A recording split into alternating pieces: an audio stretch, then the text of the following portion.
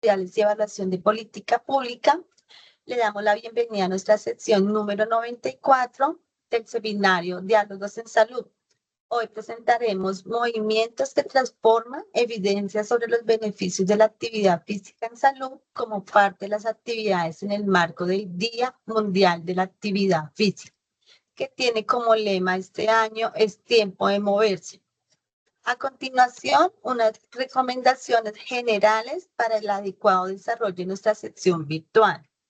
Les agradecemos a todos mantener su micrófono cerrado durante la sección y activarlo cuando vayan a participar en el espacio de preguntas. Mantener desactivada la cámara durante la sección. En el chat encontrará la lista de asistencia a la sección. Les agradecemos muy especialmente diligenciadas, dado que a los correos que dejen allí registrados les estaremos haciendo llegar las memorias y el enlace de la grabación de esta sesión. Al finalizar las presentaciones tendremos un espacio de preguntas y comentarios. Por tanto, les agradecemos activar el icono de la manito y les iremos dando la palabra en orden. Por favor, una vez finalice su intervención, les agradecemos desactivar el icono de la mano. Al finalizar el seminario, les agradecemos desconectarse de la sección. Finalmente, les informamos que esta sección será grabada por la Oficina Asesora de Planeación y Estudios Sectoriales. La presentación y el video del seminario serán compartidos en los próximos días a sus correos y también estarán disponibles en la página del Ministerio en la sección de Diálogos en Salud. Nuestra agenda. Apertura e introducción de la sección a cargo de la profesional Marta Moyano del Grupo de Estudios Sectoriales y Evaluación de Política Pública. Palabras por parte de la doctora Cristina Daza Rodríguez, subdirección de Enfermedades No Transmisibles, de la Dirección de Promoción y Prevención. El día de hoy presentamos el tema de movimientos que transforman evidencias sobre los beneficios de la actividad física en salud como parte de las actividades en el Marco Mundial de la Actividad Física 2025, que tiene como lema este año es tiempo de moverse. Al finalizar las presentaciones tendremos un espacio para preguntas de los participantes y damos inicio a nuestra sección el día de hoy con las palabras de Marta Moyano, contratista del Grupo de Estudios Sectoriales y de Estudio de Políticas Públicas de la Oficina Asesora de Planeación y Estudios Sectoriales. Adelante, Marta. Gracias, Judith. Muy buenos días para todos. En nombre de la jefe de la Oficina Asesora de Planeación, la doctora Jenny Pilar Torres, y del coordinador del Grupo de Estudios Sectoriales, Mauricio Estrada Álvarez, quienes se disculpan por no poder asistir por compromisos en el ministerio, queremos agradecer a nuestros invitados y asistentes por su presencia el día de hoy a nuestra sesión número 94 del Seminario Diálogos en Salud. Diálogos, para quienes nos acompañan por primera vez, es un espacio académico cuyo propósito es la socialización y divulgación de estudios, evaluaciones e investigaciones de interés en salud pública desarrollados por los equipos técnicos del Ministerio de Salud y Protección Social y por los actores claves del sector salud.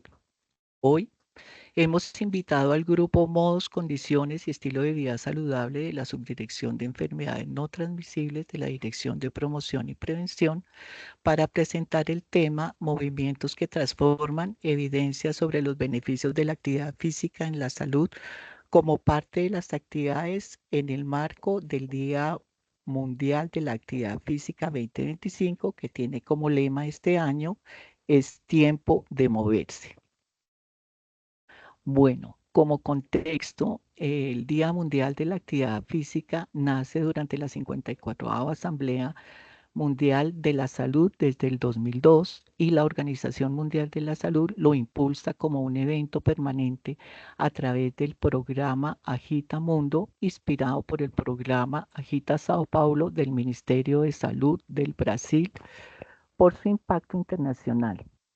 Desde esta fecha, el 6 de abril, se celebra el Día Mundial de la Actividad Física con el propósito de promover el movimiento corporal para mantener y mejorar la salud durante el curso de la vida y en los diferentes entornos de la vida cotidiana.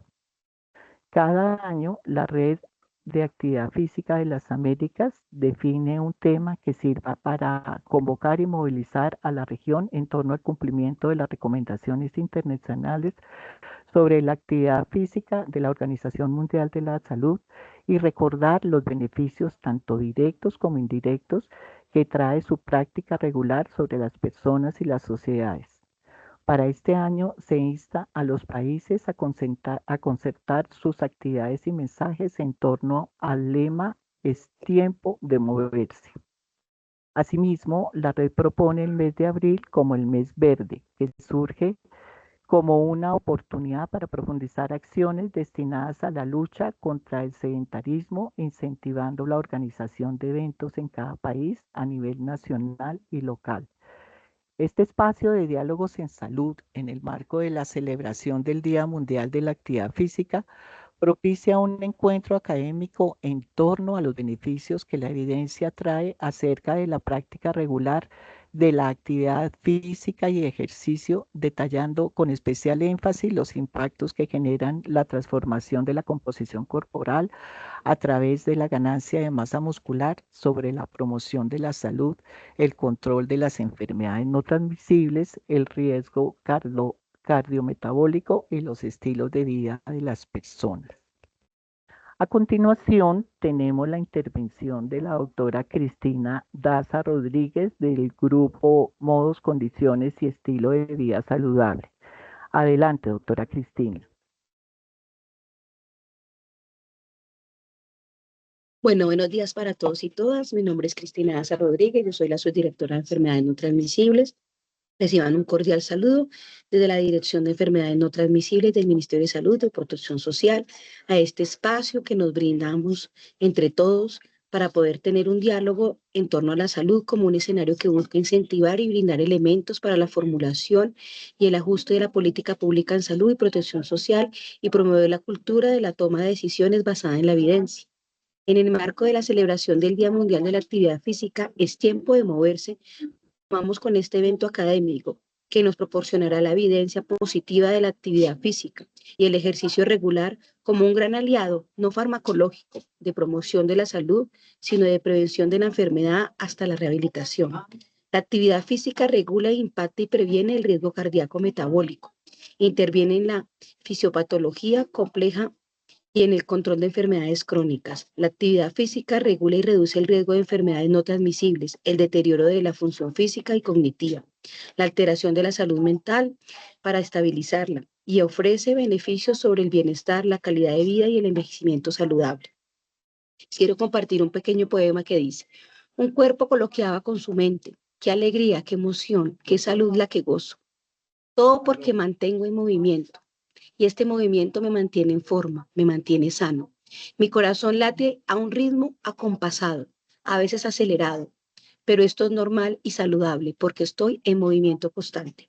Sean ustedes bienvenidos a este espacio académico como un aporte al logro de nuestros resultados en salud, y aprovecho este espacio también para reconocer el trabajo que ha hecho el grupo de modos y estilos de vida saludable para posicionar la actividad física como algo especial para fortalecer la salud. Muchas gracias. Mil gracias, doctora Cristina, claro que sí. Bueno, el día de hoy nos acompañan como conferencistas en esta sesión de diálogos en salud el doctor Alejandro Castillo Barcías. Es médico internista endocrinólogo de la Universidad Nacional, jefe del Servicio de Endocrinología de los Cobos Medical Center. Es fundador de la Sociedad Colombiana de Sarcopenia. También es conferencista nacional e internacional en temas relacionados con obesidad, diabetes, osteoporosis, tiroides y sarcopenia. Nos acompaña también el doctor Alejandro Sarmiento Rincón, médico cirujano y especialista en medicina de la actividad física y el deporte de la Universidad del Bosque.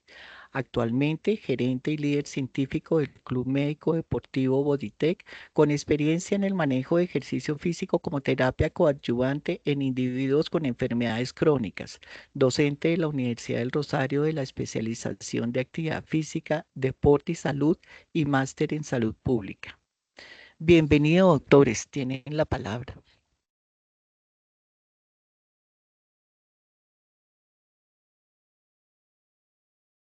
Muy días para todos. Muchísimas gracias por la invitación, muchísimas gracias por el espacio. Es un placer acompañar a todas las personas y a todas las entidades que el día de hoy están acá presentes. Creo que cada vez que contamos con un espacio en el cual le damos la relevancia a la actividad física como un factor de promoción, de prevención, de intervención de todas las enfermedades crónicas, pues eso es dar un paso adelante en una evolución en el cuidado de la salud. Entonces, muchas gracias por la invitación. Y ahora sí, perdón, doctor Castillo, me le adelanté. Gracias, Alejandro. Es placentero primero compartir de años atrás. He visto su evolución en el Club Bodytech. Saludos a toda la audiencia que nos acompaña el día de hoy. Creo que voy a empezar yo, ¿cierto, Alejandro? Perfecto, muy bien. Voy a compartir pantalla. Como en la presentación, yo soy médico internista endocrinólogo y la visión que yo tengo del ejercicio puede ser un poquito diferente, pero con el mismo objetivo que podría tener cualquier médico, cualquier persona o cualquier paciente que quiera iniciar a hacer ejercicio o mantener el ejercicio. Y es como lo decía la doctora Marta en su presentación, pues es es el medicamento esencial para lograr una vejez completamente saludable. Yo soy médico internista, endocrinólogo de la Universidad Nacional.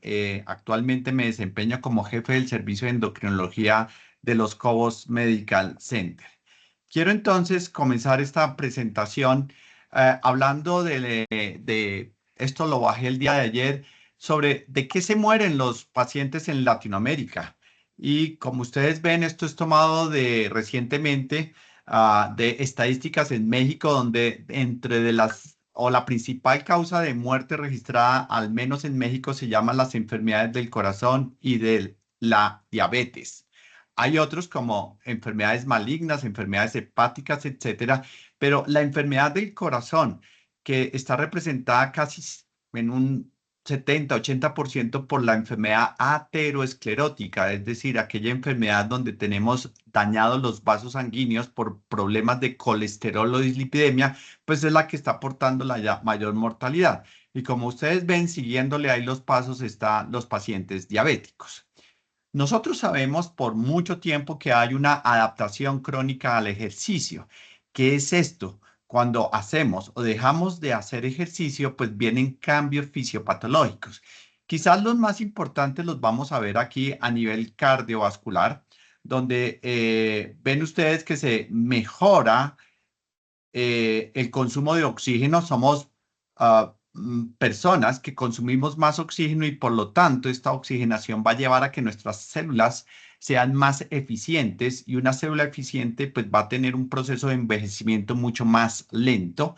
Puede generar un proceso de hipertrofia cardíaca, pero a diferencia de la hipertrofia cardíaca patológica, esta es una hipertrofia cardíaca que va acompañado de una suplencia vascular y de oxigenación, y por lo tanto no la consideramos dañina, y se va a aumentar el flujo del volumen sanguíneo. Fíjense cómo el ejercicio puede aumentar esto que se llaman los short chain fatty acids o ácidos de cadena corta, que sabemos que tienen un efecto positivo en evitar la diabetes y en mejorar la obesidad. Por supuesto, hay un cambio en la adiposidad, vamos a disminuir menos tejido graso visceral, lo cual va a mejorar la sensibilidad a la insulina. Me voy a referir a esto más adelante. Vamos a mejorar la angiogénesis o producción de nuevos vasos a nivel periférico. A nivel hepático vamos a disminuir la acumulación de grasa hepática, lo que conocemos como el hígado graso, que hoy en día está jugando un papel fundamental en la enfermedad cardiovascular. Vamos a mejorar la sensibilidad a la insulina, y miren cómo el ejercicio puede mejorar la función de la célula beta pancreática, aumentando la producción de insulina y por lo tanto teniendo una mejor regulación de la producción insulínica. Y a nivel muscular, pues qué decir, el ejercicio es el que mantiene el trofismo muscular y por lo tanto la vida útil del músculo que es a donde voy a centrar la gran mayoría de mi charla, dado, digamos, la experticia que tengo en el manejo de una enfermedad que se llama sarcopenia, que no es otra cosa sino el proceso de degeneración de la fuerza muscular y de la masa muscular. Uno de los problemas cuando afrontamos pacientes que hacen ejercicio, casi siempre nos dicen, doctor, yo hago ejercicio, hago dieta, pero no bajo de peso. Y ahí es donde viene el problema. ¿Qué es una buena dosis de ejercicio? ¿Qué es una buena dosis de dieta? Uno puede tomar una aspirina de 100 miligramos y no se le va a quitar el dolor de cabeza, para eso tiene que subir a 500 miligramos. Y por lo tanto, no es solamente, no es suficiente hacer ejercicio, sino que este ejercicio de alguna manera esté formulado y dosificado por personal idóneo, experto, que nos permitan que ese ejercicio en últimas cumpla con su función en el caso de los pacientes obesos de disminuir peso. Fíjense que cuando se aumenta el consumo de oxígeno, que es una manera indirecta de medir la intensidad del ejercicio, vamos a tener funciones completamente diferentes a si hacemos un ejercicio con bajos picos de consumo de oxígeno. Las vías metabólicas van a ser completamente diferentes y por lo tanto debemos empezar a conocer o dar a conocer a nuestros pacientes lo que es un MET, que es con lo cual nosotros medimos el gasto calórico, que es aproximadamente 1 caloría por kilogramo de peso en 1 hora. Eso sería un MET. Pero cuando vamos a hacer ejercicio, seguramente de pronto Alejandro sabe más de esto y de pronto lo menciona en su conferencia, nosotros necesitamos aumentar el consumo calórico que es basal, es decir, de un MET a 6 MET o inclusive mucho más de 6 MET, que es lo que nosotros llamamos un ejercicio vigoroso. En ese sentido, y teniendo en cuenta el preámbulo que acabo de dar, que la mayoría de nuestros pacientes están muriendo de enfermedades cardiovasculares y que esta enfermedad cardiovascular está condicionada por la enfermedad ateromatosa, pues hay que hablar de lípidos. Y es muy importante, esto es tomado del libro 2024 del doctor Christine Valentine, es quizás de las nociones más recientes, donde hacen un preámbulo en que fíjense cómo el 80% de los estadounidenses no hacen niveles adecuados de actividad física. Cuando hablo de adecuados es precisamente una formulación que se refleja en la cantidad de METs. Miren cómo en el 2018 la Asociación de Cardiólogos Americanos dicen, bueno, usted tiene que hacer una actividad física moderada, como mínimo 150 minutos, pero deben ser de 3 a 6 METs. Y ese es el gran problema. Muchos de nuestros pacientes nos dicen que caminan 30 minutos, pero es como yo les digo, paso de paseo del perrito. Es decir, vamos a un paso muy lento, parando cada ratico porque el perrito va a hacer pipí y seguramente no estoy alcanzando los 3 o 6 MET que yo requiero para tener traducción en disminución de factores de riesgo cardiovascular. O también recomiendan intensidad vigorosa ya definido como más de 6 MET por al menos 75 minutos a la semana. Hay otras asociaciones como las europeas que hablan de que necesariamente para una pérdida de peso y disminución del riesgo cardiovascular debemos tener 300 minutos de ejercicio a la semana, no como dice las asociaciones americanas de 150, y que la dosis de ejercicio vigoroso debe ser de 150 minutos. Entonces, fíjense que los europeos van por el doble de lo que normalmente los estadounidenses nos están hablando. Entonces, esto es interesante poder de alguna manera aquí en Colombia unificarnos en los criterios que deberíamos adoptar. ¿Para qué sirve el ejercicio? Sirve para bajar el colesterol muy poco. Esto es importante porque muchos de nuestros pacientes con colesterol altos, con el temor errado que tienen al uso de las estatinas, dicen, no, yo voy a hacer dieta, voy a hacer ejercicio. Y miren cómo el ejercicio reduce el colesterol muy poco. En cambio, sí tiene un buen beneficio sobre los triglicéridos. La capacidad de aumentar el colesterol bueno o el HDL es relativamente poco. Y miren sobre la injerencia sobre el colesterol malo es prácticamente despreciable. Esto es importante porque si el paciente empieza a hacer ejercicio con el fin de bajar colesterol y no lo logra, pues se va a desmotivar de hacer ejercicio. Por lo tanto, es muy importante implicarle que si bien el ejercicio no disminuye los niveles de colesterol, sí tiene, como voy a mostrar, una disminución en el riesgo cardiovascular total. Es decir, hacemos ejercicio no para disminuir el colesterol, sino para disminuir el riesgo cardiovascular. Sin embargo, el ejercicio empieza a tener importancia en marcadores de inflamación. Esto es la proteína C reactiva altamente sensible, donde hay una disminución del 40%, dependiendo de la intensidad del ejercicio, pero sobre todo el acompañamiento nutricional que hagamos, pues puede haber pérdida hasta 5% de grasa, pero quizás lo más importante es que va a tener un impacto en el síndrome metabólico. También me voy a referir a este aspecto. Aquí ellos sumarizan cómo se debe o resumen cómo se debe hacer la prescripción del ejercicio, pero traigo esta diapositiva básicamente porque ya se está visualizando en todo el mundo los dos tipos grandes de ejercicio que nosotros tenemos, que es el aeróbico o el que llaman endurance en Estados Unidos y el ejercicio de resistencia que nosotros lo llamamos acá ejercicio de fuerza, donde ustedes ven hay levantamientos de pesos, ya sean con pesas, bandas, alzar mi propio cuerpo y ejercicios de calisténicos. Todo esto tiene ya protocolizado una duración. En cambio, en el ejercicio de resistencia no hay unos protocolos estrictos que nos digan cómo se debe desarrollar. Sin embargo, reconocemos que al menos deben haber 2 o 3 sesiones de entrenamiento muscular de pesas a la semana para tener resultados a largo plazo. Y aquí lo vemos en niños. Esto es importante porque siempre decimos que cuando el paciente llega con sus enfermedades a la adulta hemos llegado tarde, por supuesto, porque no hemos sensibilizado a una población que es muy importante, como son los niños y los adolescentes.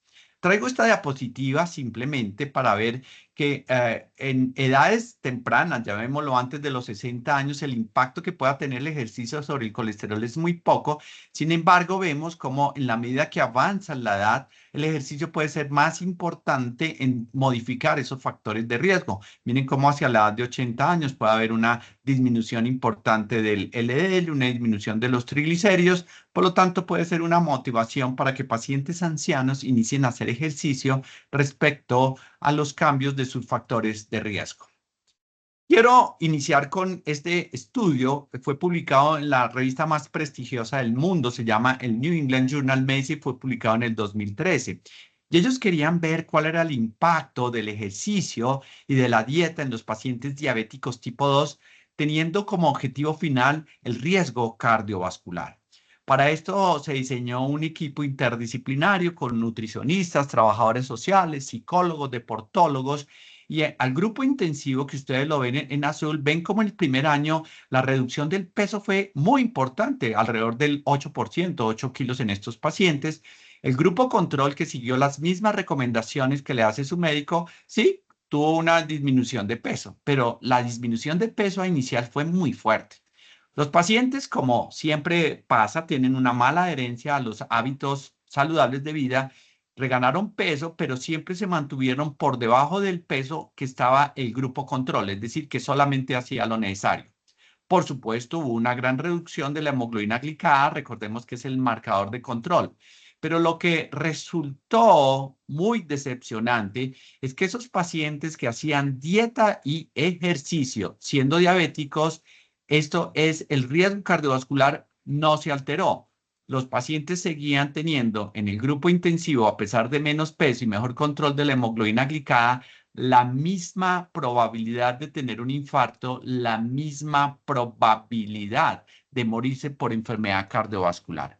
Esto hizo que de alguna manera nos diéramos cuenta que si bien la dieta del ejercicio es fundamental en el control de la diabetes, no es suficiente dieta de ejercicio a ciertas intensidades para tener un impacto cardiovascular. De ahí que las medidas farmacológicas que se adoptan en un paciente diabético sí nos ayudan a tener ese cambio en el riesgo cardiovascular. Simplemente para no decepcionarlos de la dieta de ejercicio en el paciente diabético, después se observó que los pacientes que perdían más de 10% del peso, que no fue la gran mayoría, sí disminuían el impacto cardiovascular.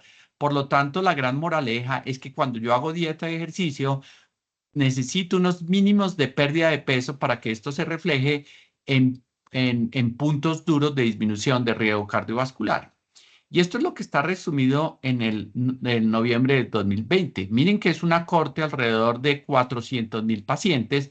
Y ustedes ven aquí pacientes con ejercicio moderado y aquí ven pacientes con ejercicio vigoroso.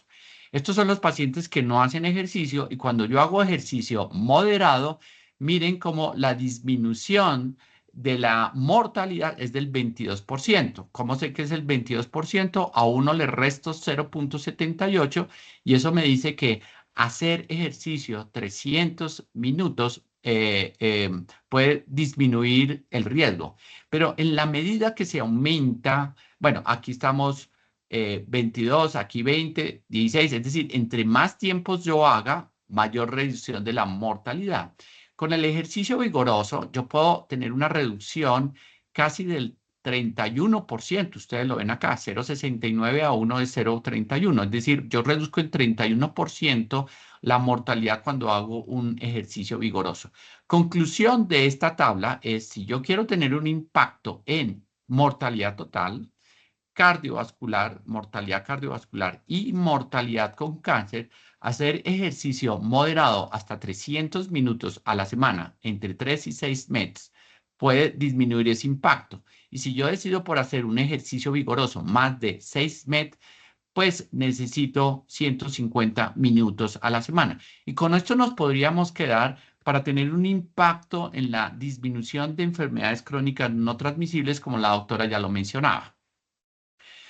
Muchos de nuestros pacientes quieren hacer ejercicio para perder peso, pero insisto mucho, si yo pierdo peso, ¿qué impactos voy a tener? ¿Qué logros voy a tener? Y miren cómo una pérdida del 5% solamente va a tener un impacto en hipertensión y en hiperglicemia, no en remisión o curación de la diabetes. No me gusta usar mucho el término curación, pero sí remisión. Yo puedo ser diabético y si bajo lo suficiente de peso puedo llegar a remisión, ya lo vamos a ver. Si yo bajo entre un 5 y un 10% de peso, pues yo ya puedo tener un impacto en el hígado graso, en el síndrome de ovario poliquístico y en algunos marcadores de lipidemia, sobre todo, como vimos, los triglicéridos. Si la disminución de peso es entre el 10 y el 15%, yo ya puedo tener impacto en la enfermedad cardiovascular. Eso puede tener también un impacto en la incontinencia urinaria, en el síndrome de apnea del sueño. Y fíjense que también puedo tener un impacto en los dolores por artritis y en lo que se llama la esteatopatitis del hígado, donde esteatopatitis en la que hay ya no solo hígado graso, sino también hay inflamación. Pero quizás lo más importante que ustedes pueden ver es que una pérdida por encima del 15% me puede llevar a remisión de la diabetes. Ese paciente que lo habíamos catalogado como diabético, al bajar 15% más, ya va a tener cifras de glicemia normal y de glicemia normal. Pero ahí sí vamos a tener un efecto en la mortalidad por enfermedad cardiovascular y en la falla cardíaca. Y entonces, lo que uno puede resumir con esto es que uno debe apuntarle a la disminución de peso a través de la dieta de ejercicio por encima del 10% para tener impacto significativo. Sin embargo, la población latinoamericana tiene un comportamiento un poquito diferencial. Y para eso traigo este estudio publicado ya hace unos años. Me perdonan que no puse la referencia, pero este estudio está publicado hace unos 14 años y compara la población latinoamericana con la población del mundo, del resto del mundo. Y para la población latinoamericana, el principal factor de riesgo, nosotros latinos, es esto que es el WHR o lo que se llamaba en su momento la relación cintura-cadera, es decir, lo que se llama la obesidad abdominal. En nosotros, los latinoamericanos, la obesidad abdominal cobra mayor relevancia en mortalidad y morbilidad que los gringos. Por lo tanto, nosotros tener una barriga es más riesgoso que tener una barriga un gringo. Esto entonces es lo que va a llevar a lo que se llama el síndrome metabólico, que son pacientes que tienen obesidad abdominal, consecuencia de lo cual va a tener elevación de las cifras de glicemia, va a tener alteración de las cifras de presión arterial. Por eso es importante definir el síndrome metabólico, porque, insisto, es lo que más tiene carga de enfermedad en los latinoamericanos. En los gringos lo que más tiene carga de enfermedad es el colesterol LDL. Entonces, síndrome metabólico es un paciente que cumple 3 de los 5 requisitos que le voy a decir. Una elevación de los triglicéridos por encima de 150, una glicemia en ayunas mayor a 100, una presión arterial más de 130 la sistólica o 85 la diastólica, que tenga un perímetro de cintura mayor de 90 centímetros para el caso de las mujeres o 94 en los hombres y que su colesterol bajo esté disminuido. Somos más exigentes con las mujeres por debajo de 50 y en los hombres por debajo de 40.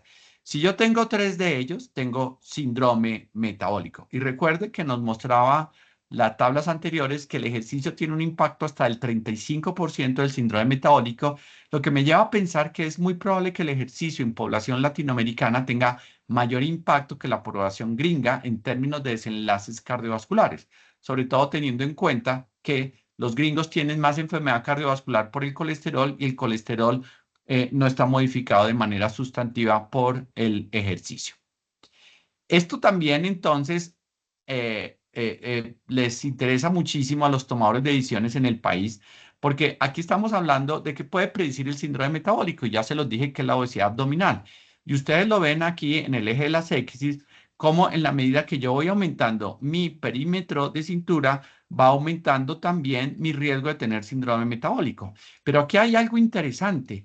Cuando yo mido la fuerza en relación al peso, si yo tengo una disminución de la fuerza, se aumenta también el síndrome metabólico en la mujer y en el hombre, como lo ven ustedes en el lado derecho. ¿Esto qué quiere decir? Que es posible que nos hayamos equivocado, que hayamos pensado que el principal factor predictor del síndrome metabólico es la obesidad abdominal. Y pareciera, según este estudio publicado, ustedes lo ven acá, esto es por el doctor López Jaramillo, ecuatoriano que vive en Colombia en el 2021, donde él miró que el impacto más negativo para tener un síndrome metabólico es la disminución de la fuerza. Si yo voy a mirar las diferentes variables, y esto es un modelo matemático de qué pacientes hacían enfermedad coronaria, llegaron a la siguiente conclusión. Miraron todos los factores de la resistencia a la insulina, la adiposidad central, la glucosa, edad, sexo, raza, LDL, proteína C reactiva, fumar, historia familiar, etcétera, etcétera. ¿Cuál de todos estos factores, desde el punto de vista matemático, puede llevar a la taponamiento de una arteria, a la estenosis, y que encontraron que el principal factor se llama resistencia a la insulina? De ahí la importancia que hoy se ve en la dinámica de las consultas de los médicos a diagnosticar más la resistencia a la insulina, porque se ha vuelto un factor importantísimo en la génesis de la enfermedad cardiovascular. ¿Y qué puede disminuir la resistencia a la insulina? Ok, siempre nos han dicho, eres resistente a la insulina porque tienes más grasa, porque eres obeso. Pero esta es una diapositiva que la considero ya la más importante, donde ustedes ven aquí el índice de masa esquelética y aquí ven la resistencia a la insulina que se mide con un modelo que llama OMA. A mayor OMA, mayor resistencia a la insulina y aquí mayor cantidad de músculo. Y miren cómo se representa aquí una relación completamente inversa. Quiere decir que el aumento de la masa esquelética representado por esto va a llevar una disminución de la resistencia a la insulina. Hoy entonces estamos visibilizando al músculo esquelético, su masa y su fuerza como una forma de prevenir la enfermedad cardiovascular. ¿Por qué es importante también el músculo en términos de la obesidad? Ustedes ven aquí que yo tengo un gasto calórico en reposo, tengo un gasto calórico que se llama en no reposo. Esto es actividad que no es ejercicio, es decir, la actividad física y postura, y esto último es lo que nosotros llamamos ejercicio, que es un movimiento programado con un objetivo. Pero la mayoría del gasto energético es esto que se llama la tasa metabólica basal. Cuando yo me propongo que un paciente pierda peso, yo lo que hago es decirle, oye, aumenta un poquito el ejercicio, digamos que lo duplicó. Pero si yo aumentara mi tasa metabólica basal, fíjense cómo el gasto energético sería demasiado alto. Por lo tanto, estamos pensando que el control del peso, la disminución de la obesidad debe estar más enfocado en aumentar la tasa metabólica que en mejorar otros parámetros, inclusive el ejercicio. La tasa metabólica depende del gasto que hacen los diferentes órganos, hígado, cerebro, músculo y corazón. Pero afortunada o desafortunadamente, lo único que nosotros podemos modificar es la masa muscular. Es decir, que si queremos aumentar la tasa metabólica, hay que aumentar la masa muscular. De hecho, esto lo sabíamos desde 1978. Pacientes de 30 años, esta es su tasa metabólica y va disminuyendo. ¿Por qué disminuye? Porque disminuye el metabolismo del corazón, del riñón, del pulmón, del hígado o del músculo. Pues eso lo respondieron acá. Tomaron el metabolismo basal, excluyendo el músculo y miren cómo la tasa metabólica no cambió. Conclusión, nosotros disminuimos el metabolismo es por un problema muscular. Y es un problema muscular que se inicia alrededor de los 30 años. Ustedes ven en esta encuesta escocesa cómo a partir de los 30 años hay una pérdida continua de la masa muscular y de manera inversa hay una ganancia continua del tejido adiposo, de la grasa. De tal manera entonces que podríamos plantear al día de hoy que probablemente la obesidad está condicionada por mucho en la pérdida de masa muscular, lo que ayuda a visualizar mucho más este órgano que realmente lo hemos tenido muy olvidada. Para muestra de esto quiero simplemente resaltar la encuesta INCINE en Colombia, donde hay mayor porcentaje de mujeres obesas comparado con hombres. Y cuando uno trata de discutir esto en grandes escenarios, uno le pregunta por qué las mujeres tienden a ser más gordas. Ellos dicen al final, concluyen que es algo hormonal. ¿Pero qué es lo hormonal? Pues definitivamente es porque ellas tienen menor porcentaje de músculo. Una mujer tiene solamente 30% de músculo comparado por 38% de masa muscular en el caso de los hombres. ¿Y qué define que yo tenga más o menos músculo? Pues la testosterona. Entonces, en última, sí, puede ser un problema hormonal o un beneficio hormonal que los hombres al tener más testosterona tengamos más masa muscular, vamos a tener un metabolismo más acelerado y por lo tanto la prevalencia de obesidad es mucho menor comparado con las mujeres. Pero además, la masa muscular ha sido un productor de longevidad. Si ustedes miran acá, cuando uno tiene, en este caso estamos mirando masas musculares, cuando uno tiene una baja masa muscular, el riesgo absoluto de mortalidad del 58%. En cambio, cuando uno tiene alto índice de masa muscular, el riesgo absoluto disminuye de una manera significativa. Es un marcador de mortalidad la masa muscular. En cambio, el índice de masa corporal, que no está midiendo masa muscular, sino también grasa, etcétera, no es tan bueno. Fíjense que uno tiene un índice de masa corporal bajo, uno esperaría que el riesgo absoluto sea bajo, pero cuando uno compara con índices de masa corporal que están altos, no se aumenta el riesgo. Realmente es porque esto está ajustado a la masa muscular. Es imperfecto el índice de masa corporal y por eso hoy en día hay una gran tendencia que, además de interesarnos el índice de masa corporal, es podernos preguntar cómo es la composición corporal del paciente y qué hacer para mejorar esa composición corporal. Este estudio también es muy interesante porque estamos hablando de alrededor de 3.500 pacientes y estos 3.500 pacientes se les midió no solamente el índice de masa corporal, sino también la fuerza y se hizo un seguimiento a 33 años. ¿Qué fue lo que encontraron? Independiente de que el paciente tuviera un peso normal, en sobrepeso o obesidad, tener una baja fuerza muscular en las columnas negras aumentaba la mortalidad. Y miren cómo tener una gran fuerza muscular, independiente de la edad, disminuía la mortalidad. Es decir, esto se vuelve también un predictor de mortalidad, la fuerza muscular, que es, digámoslo, una función de la masa muscular. Pero quizás este es uno de los artículos más importantes y ojalá los tomadores de decisión lo pudieran analizar e interiorizar para cambiar un poquito las guías de ejercicio, es que los pacientes con baja fuerza muscular comparados con los verdes de alta fuerza muscular tienen más infarto, los de baja fuerza, tienen más stroke, tienen más cáncer, tienen más enfermedades respiratorias, neumonías, caídas y por supuesto fracturas. Entonces, cuando a mí me pregunta una EPS, ¿qué puedo hacer para disminuir las enfermedades no transmisibles, enfermedades crónicas no transmisibles, yo les decía, hay que mejorar la masa muscular, porque va a tener un impacto en absolutamente todo, no solamente en mortalidad, sino como ustedes ven aquí en morbilidades. Pero para eso tenemos que cambiar un poquito el chip. Siempre hemos hablado del ejercicio aeróbico y sabemos que el ejercicio aeróbico no tiene un impacto favorable en la ganancia de masa muscular.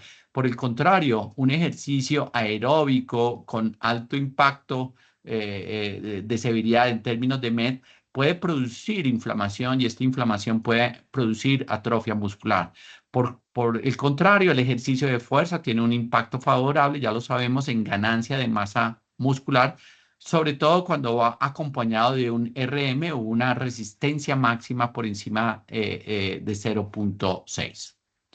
Miren entonces cómo hacer ejercicio de fuerza por esa ganancia de masa me va a aumentar el metabolismo basal. Ustedes lo ven en rojo. ¿Cómo el ejercicio aeróbico va a tener un impacto negativo sobre el metabolismo basal? Claro, tiene un impacto de gastar calorías en el momento, pero a largo plazo va a tener un impacto negativo en el ejercicio aeróbico y hoy lo que recomendamos es una combinación donde se respeta la pérdida calórica del ejercicio aeróbico, pero se mantiene también de manera importante el aumento de la tasa metabólica basal. Por eso muchas revisiones han llevado a comparar ambos tipos de ejercicio, el aeróbico con el ejercicio de resistencia. Y esta nuevamente es una publicación del New England en el 2017. Estos son los pacientes que no hacen nada y estos son los pacientes que hacen ejercicio aeróbico de resistencia o combinado. Pero el efecto sobre el peso es igual.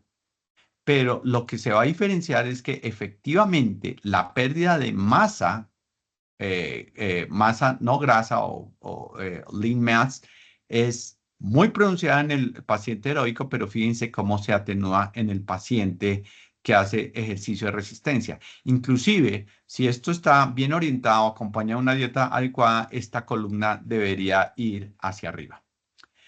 Al final, entonces, hay unas recomendaciones básicas, cambian de Estados Unidos a Europa, hablan de 150 minutos de ejercicio moderado, 75 de ejercicio vigoroso. Para Europa ponen umbrales más altos, 150 de vigoroso y 300 de moderado, pero siempre teniendo en cuenta que a mayor cantidad de ejercicio vamos a tener mucho más impacto, sobre todo en la pérdida de peso. Y menciono esto también que es muy importante y es que esto debe ir acompañado con recomendaciones de salud pública con un plan dietario, porque hacer ejercicio sin un plan dietario no va a tener mayor beneficio en la pérdida de peso. Algún científico decía, yo no puedo correr más rápido de lo que como. Quiere decir que si yo hago mucho ejercicio no puedo compensar lo que mal como. Por lo tanto, la dieta es más indispensable en la pérdida de peso que el ejercicio. Ya lo voy a mostrar. Lo otro que hay que tener en cuenta es que si yo quiero agrandar mi fibra muscular, lo que se llama hipertrofia muscular, pues yo debo estimular los mecanorreceptores de ejercicio, pero también debo estimular los receptores de aminoácidos para que en conjunto se estimule el mTOR, que es un sistema muy complejo que me lleva a la producción de síntesis muscular. No podemos ver pacientes que hacen ejercicio de fuerza y al final salen a consumir, por ejemplo, un jugo verde que no tiene nada de proteína. Es muy importante recomendarle a los pacientes que terminado el ejercicio de fuerza, tenemos hasta 2 horas para impactar positivamente en nutrición a nuestros pacientes. Esto es generando un consumo entre 20 y 30 gramos de proteína.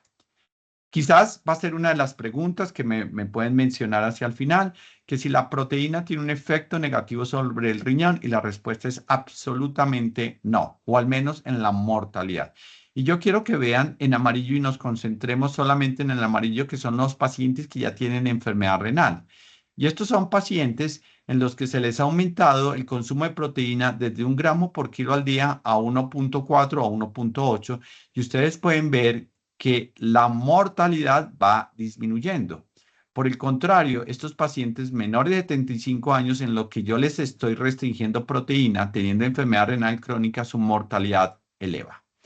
Quiere decir que la práctica normal de restricción de proteínas en pacientes con enfermedades renal crónicas, estamos en mora de tener un consenso nacional para debatir de manera científica la no conveniencia de restricción de proteína en estos pacientes.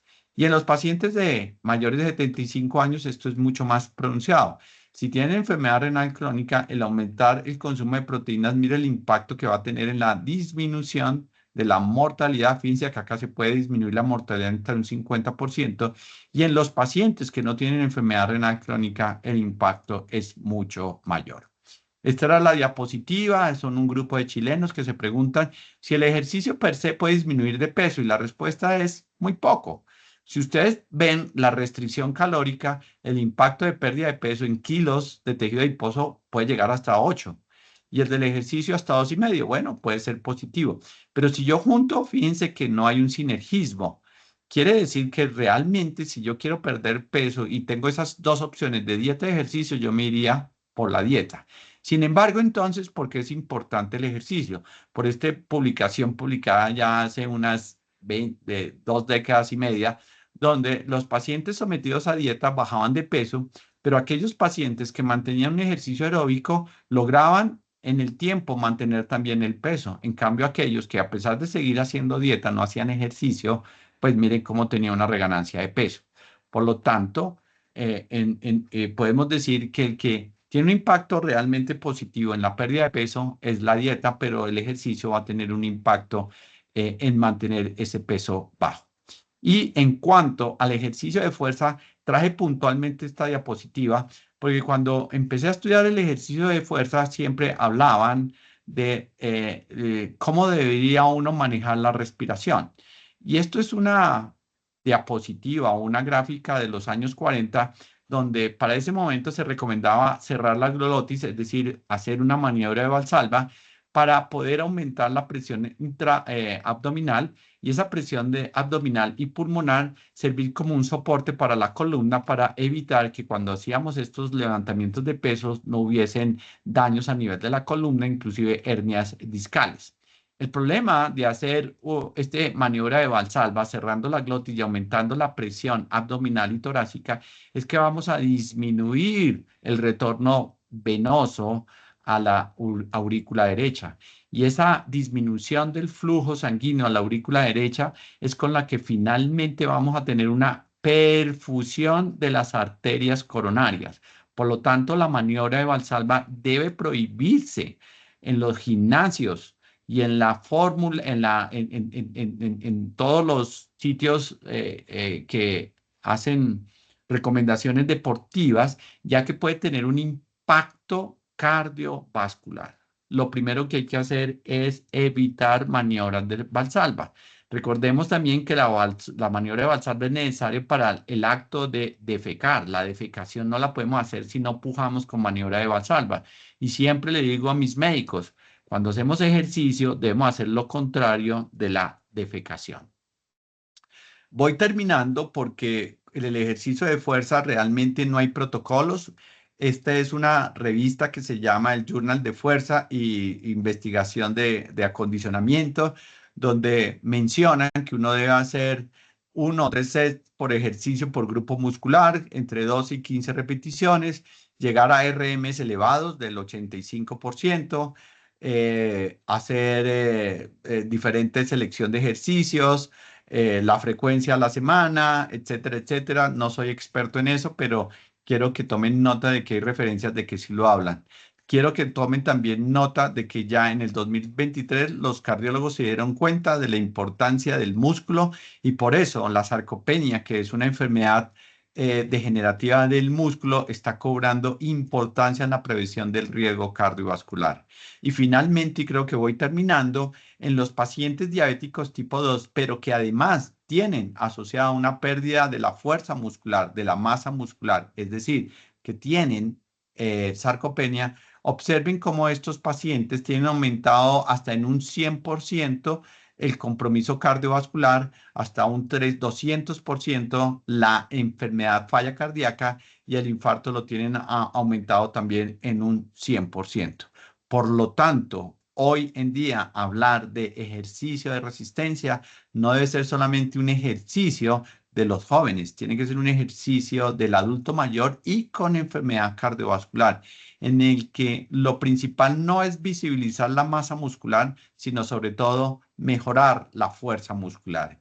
Y es así entonces como en Diabetes Care del año 2022, la Asociación Americana de Diabetes por fin coloca la fuerza, el ejercicio de fuerza, como uno de los mecanismos más importantes para tener un impacto en el control glucémico. Dejamos entonces de hablar de caminatas para empezar a hablar de repeticiones. Esto era lo que yo les quería decir. Al final me quedaré con el doctor Alejandro. Si tienen dudas, con mucho gusto, ahí estaré. Muchas gracias por su atención. Mil gracias, doctor Castillo. Bueno, continuamos con el doctor Alejandro.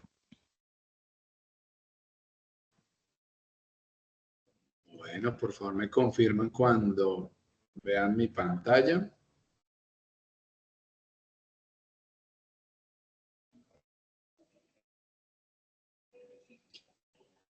Listo, doctor Alejandro.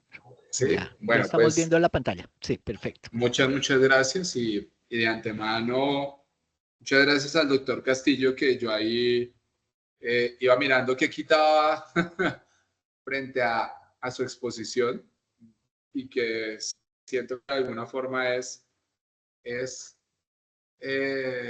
la base para el motivo que nos reúne el día de hoy. Yo tocaré algunos elementos relacionados con el hecho de los beneficios de actividad física, muy por encima relacionados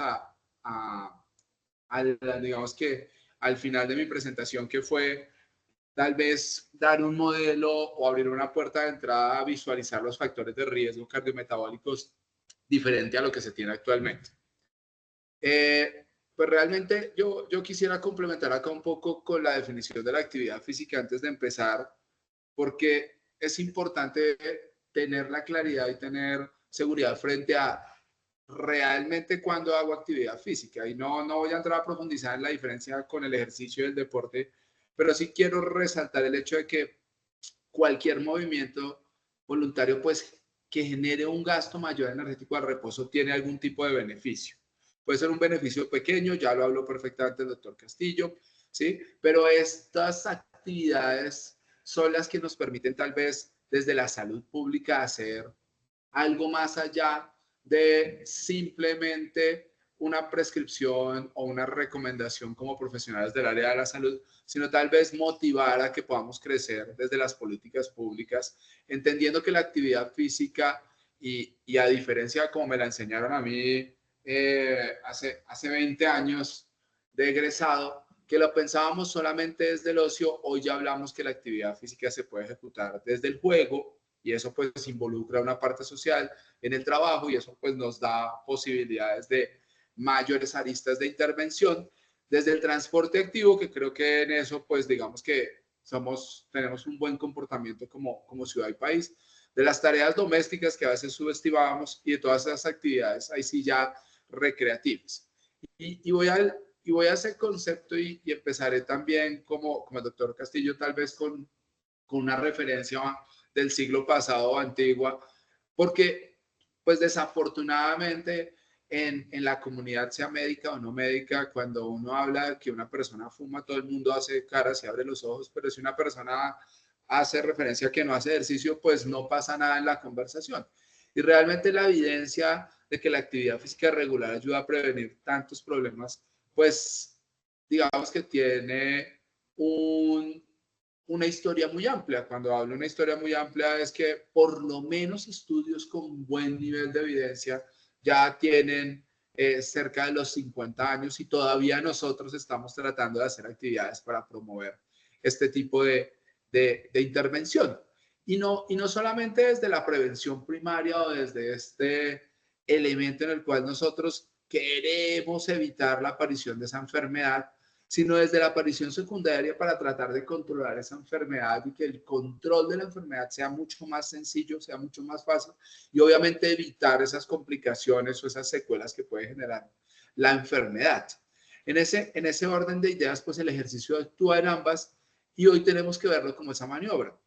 El doctor Castillo hizo una amplia exposición frente a la prevención secundaria, por lo cual yo ahí, mientras él habló, digamos que voy a hacer tal vez un poquito más de énfasis hacia la parte primaria, pero quisiera también colocar algunos argumentos frente a el beneficio de la actividad física y su relación con la salud y cómo ya en diferentes publicaciones y en diferentes instituciones y entes, pues hablamos hoy como que esa actividad física es el factor protector de base para el bienestar, la calidad de vida, y de hecho hablamos como el principal factor de longevidad. No estoy hablando de antienvejecimiento desde el punto de vista estético, que de todas formas también participa, sino desde el punto de vista de calidad de vida, autonomía, funcionalidad. Y me gusta este artículo del 2010 en el cual hace referencia del ejercicio físico como el medicamento milagroso. ¿Por qué? Porque si podemos consolidar y buscar una capsulita en la cual podemos ver todos los beneficios a los que hacía referencia el doctor Castillo, de los cuales hablamos, y de otros adicionales, como el hecho de, digamos, que del cáncer, que de pronto no se tocó tanto, pues al final nosotros decimos, venga, esto es algo realmente milagroso, maravilloso, y por eso la imagen de la jercitina me parece que es muy diciente de lo que nosotros deberíamos promover desde las instituciones o desde los profesionales. Cuando nosotros pensamos en qué medicamento realmente nos ayuda a disminuir las grasas, pues obviamente aquí como médicos entramos a hablar de muchísimos. Después pensamos en medicamentos que nos ayuden a reducir la tensión arterial, pues ahí ya pensamos en otros sin número, pero ¿cuál nos ayuda a disminuir las dos? Entonces uno empieza a enredarse la vida. Si además queremos mejorar el funcionamiento cardíaco, pues uno dice, bueno, esta sí se puede correlacionar con algunos hipotensores, pero pues que tenga relación con la disminución de las grasas. Si además nos ayuda a reducir la frecuencia cardíaca y ayuda a disminuir todos esos eventos o todas esas incidencias o alteraciones del ritmo cardíaco, si además participa como un vasodilatador, como un diurético, que nos ayuda a reducir el peso, así sea, digamos que no de una forma significativa o no tan sencilla, pero nos ayuda a modificar nuestra composición corporal. Si estimula la función intestinal, tal vez de los puntos que no se habló, es que el ejercicio ayuda al peristaltismo y disminuye el estreñimiento siempre y cuando tenga unos muy buenos hábitos de hidratación.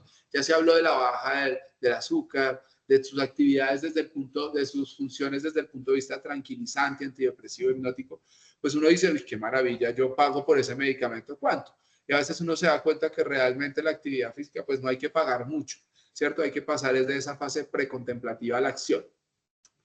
Y uniéndonos a este nivel de evidencia, pues digamos que aunque la intervención de la actividad física hoy ha ganado mucha fuerza, el ejercicio de fuerza, pues no podemos olvidar el ejercicio cardiovascular. Esto debe ser un trabajo conjunto desde estos dos tipos de actividad. ¿Y por qué lo digo? Este artículo, que tal vez también fue uno de los artículos que mayor nos generó peso y reconocimiento como especialidad, y además al ejercicio por su relevancia, pues nos hablaba de cómo el doctor Myers en el 2002, cómo era el riesgo relativo de muerte en diferentes condiciones de salud. Acá hablamos de condiciones como la hipertensión, como enfermedad pulmonar obstructiva crónica, la diabetes, el tabaquismo, estar en obesidad y una elevación del colesterol total que en ese momento hablábamos de un nivel de 220, hoy hablamos de 200.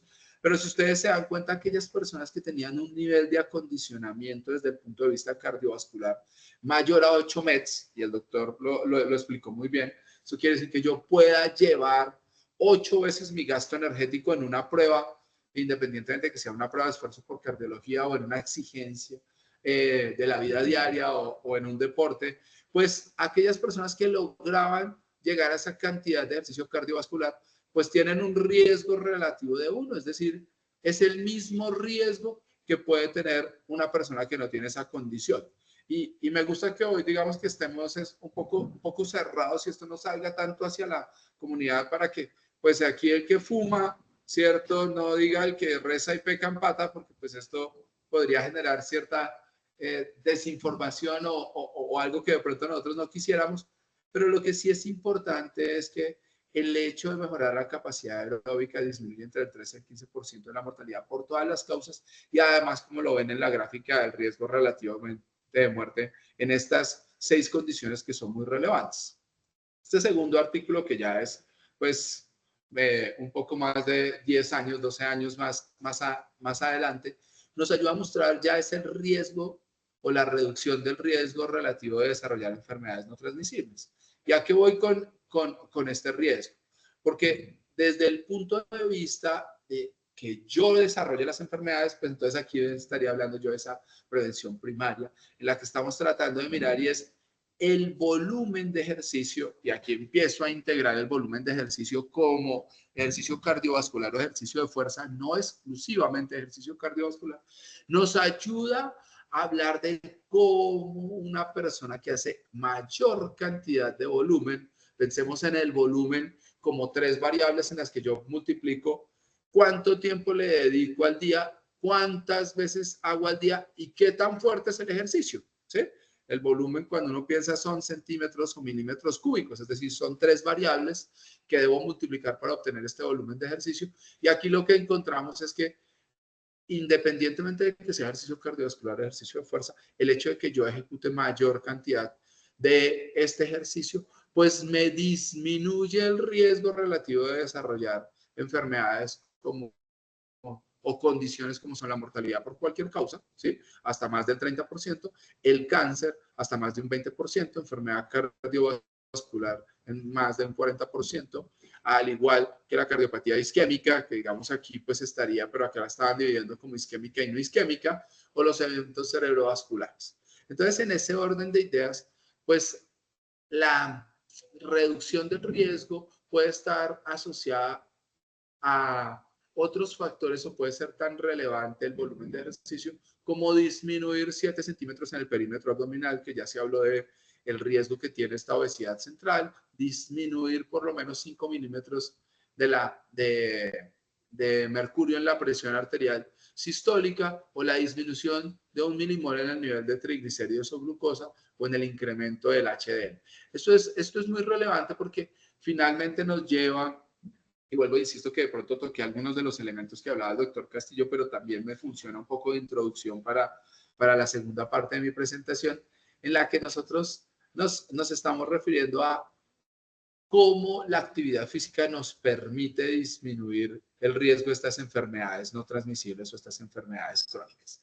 Y este artículo que me parece interesante porque es cómo el rol del médico en la promoción del ejercicio pues ayuda a disminuir el riesgo de todas estas enfermedades o estas condiciones. ¿Y qué es lo que nos ocurre aquí? Digamos que un poco lo que pasa es que en esta revisión del 2015 me encantó porque nos ayudó a mostrar el porcentaje y lo que hice fue transferirlo y ponerlo de mayor a menor de las condiciones que yo puedo evitar cuando tengo por lo menos un comportamiento regular que involucra 30 minutos de ejercicio cardiovascular moderada a vigorosa 5 veces a la semana o más.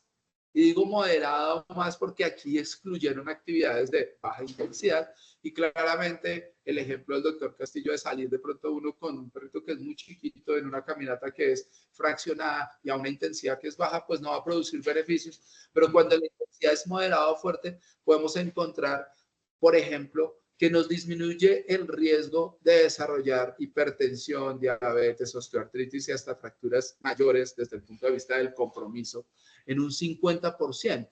Cuando hablamos de cáncer gastrointestinal, un 45%. Cuando nos referimos a enfermedad cardíaca, dolor lumbar, caídas tempranas, osteoporosis, 40%. Todas las causas de mortalidad, como vimos en la gráfica anterior, 30%, al igual que los eventos cerebrovasculares o los accidentes cerebrovasculares, la depresión y la demencia, en un 25% el cáncer de mama y en un 10% la obesidad. Y solo toqué los elementos que tienen un buen nivel de evidencia y que superan el 10%, pero pues por debajo del 10 nos quedan otras condiciones.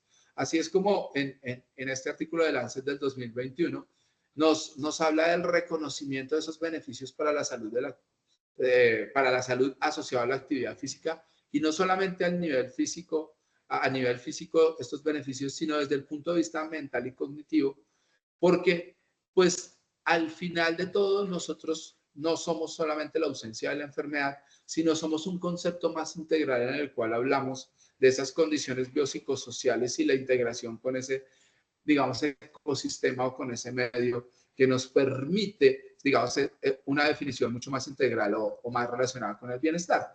Y por eso entonces dejé este par de diapositivas para nombrar los beneficios relacionados con la parte mental, neurológica o cognitiva. Y es, ¿qué ocurre cuando haces ejercicio? Trae estas dos imágenes porque en estos dos artículos nos muestran elementos que son relevantes para tener en cuenta. El primero es que nos aumenta todos los niveles de esos neurotransmisores que nos ayudan a sentirnos mejor, ¿sí? Uno habla como del chocolate, como el que es la maravilla, y entonces con ese me quito la depresión.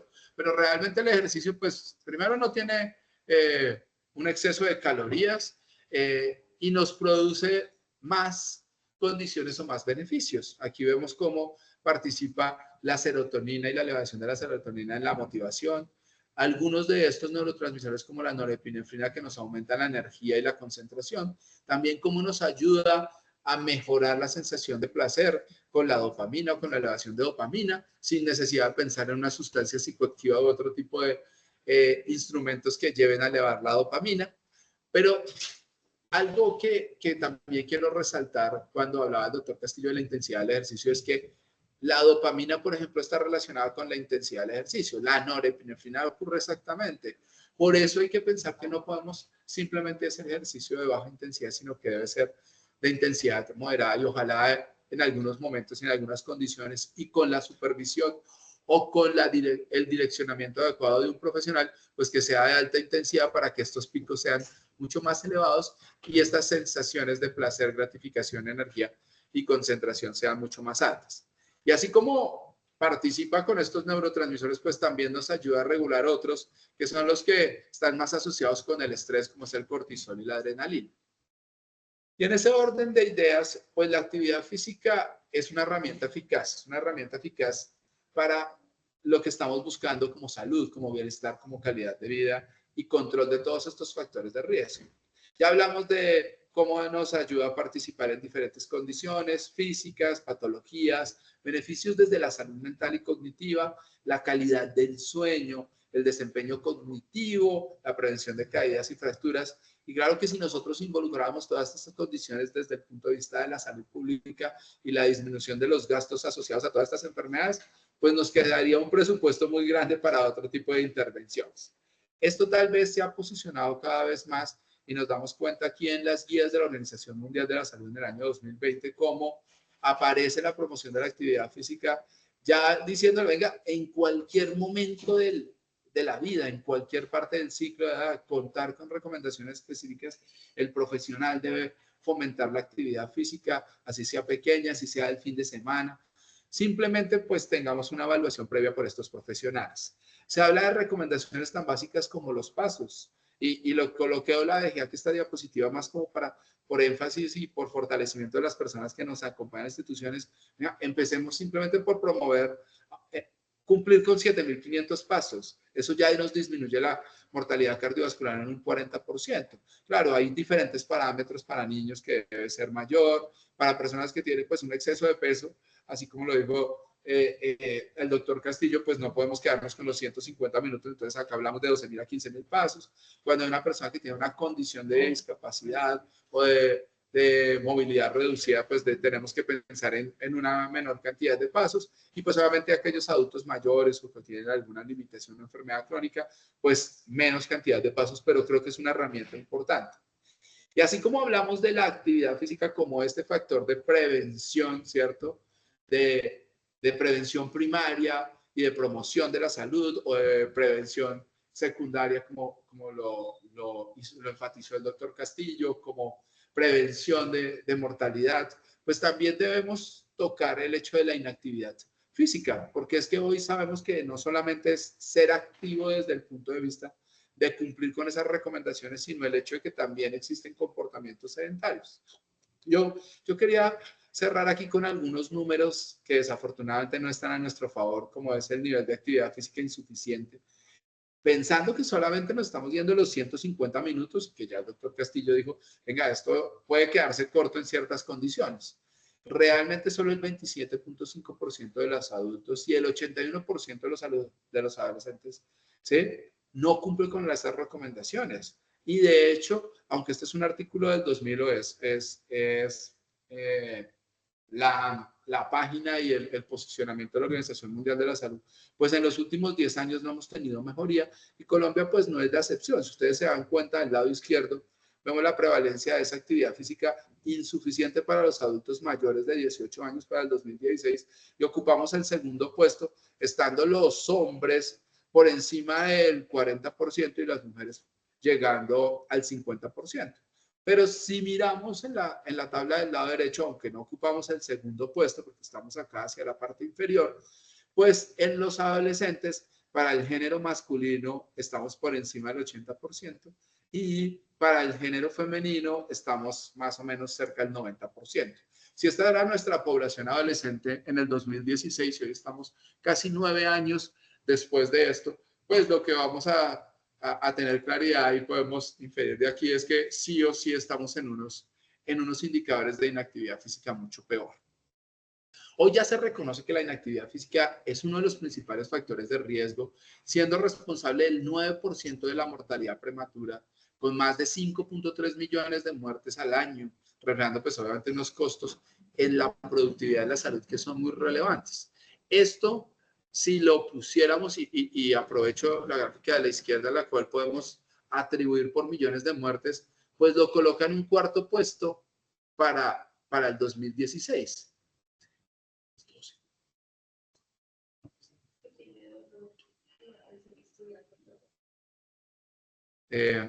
Perdón.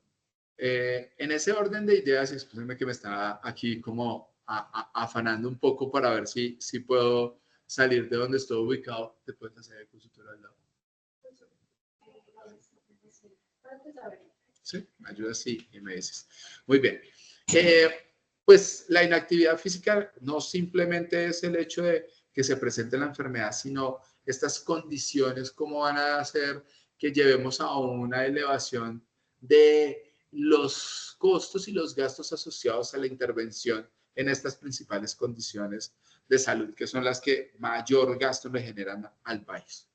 Desde el punto de vista de Colombia, pues el 25.6%, y lo nombró el doctor Castillo en el ENSIN, que es pues el último estudio grande que tenemos relacionado con el comportamiento nutricional y de estos hábitos relacionados específicamente con la actividad física.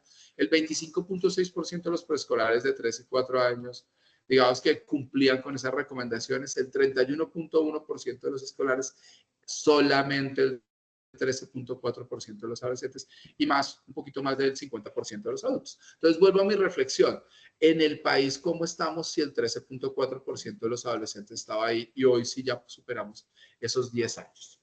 Entonces, para cerrar y un poco para mostrar lo que quisimos estudiar y los resultados de lo que estamos encontrando, pues 1 de cada 4 adultos a nivel mundial y 3 de cada 4 adolescentes no cumplen con las recomendaciones actuales de actividad física.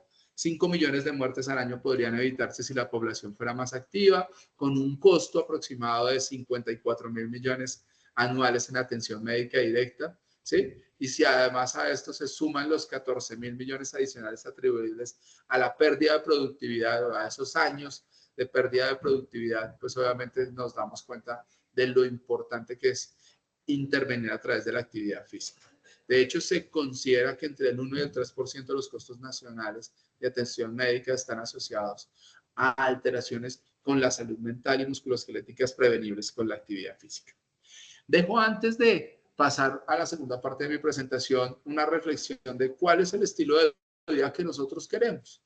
Porque pues desafortunadamente hablamos que estamos en evolución, pero pues esa evolución hoy nos lleva un poco más hacia la gráfica o hacia la parte superior en la cual nos permite mayor ingesta calórica y menor gasto energético.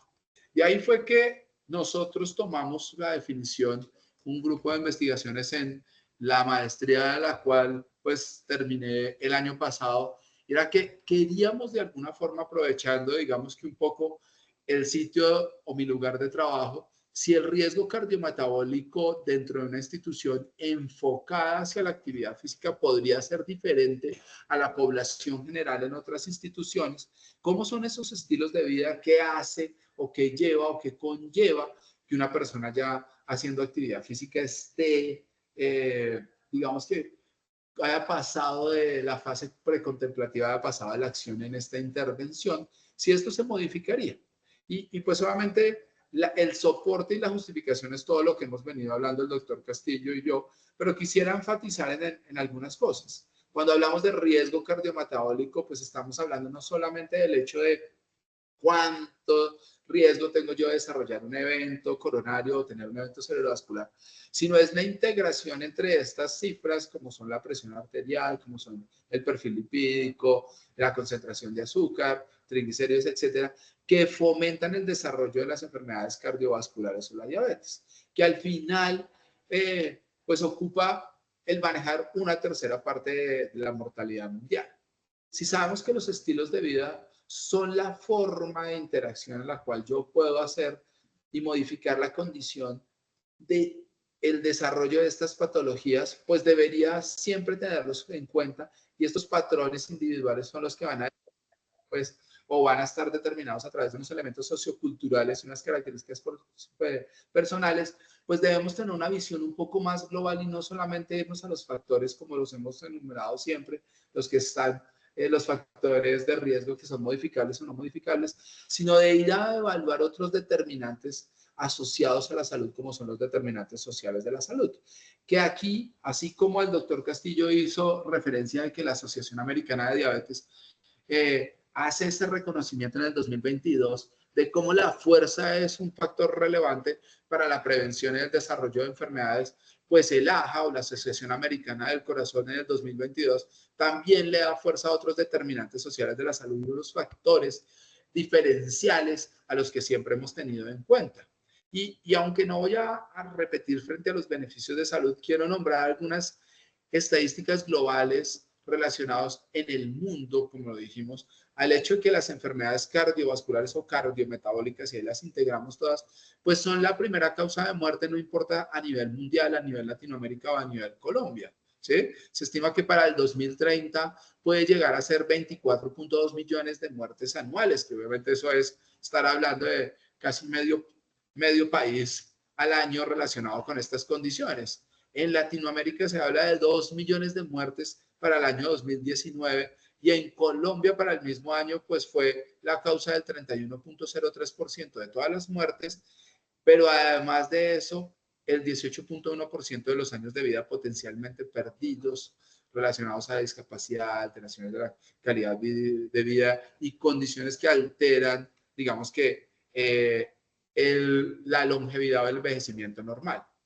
La tasa de mortalidad, y este es un mapa de ese mismo año de cómo estamos, la tasa de mortalidad a nivel cardiovascular. Y aunque Colombia se ve en rosadito, con una tasa de 132.2 muertes por cada 100.000 habitantes, eso no quiere decir que estemos muy bien, ¿sí? Sino al contrario, pues que desafortunadamente el comportamiento mundial en general es preocupante.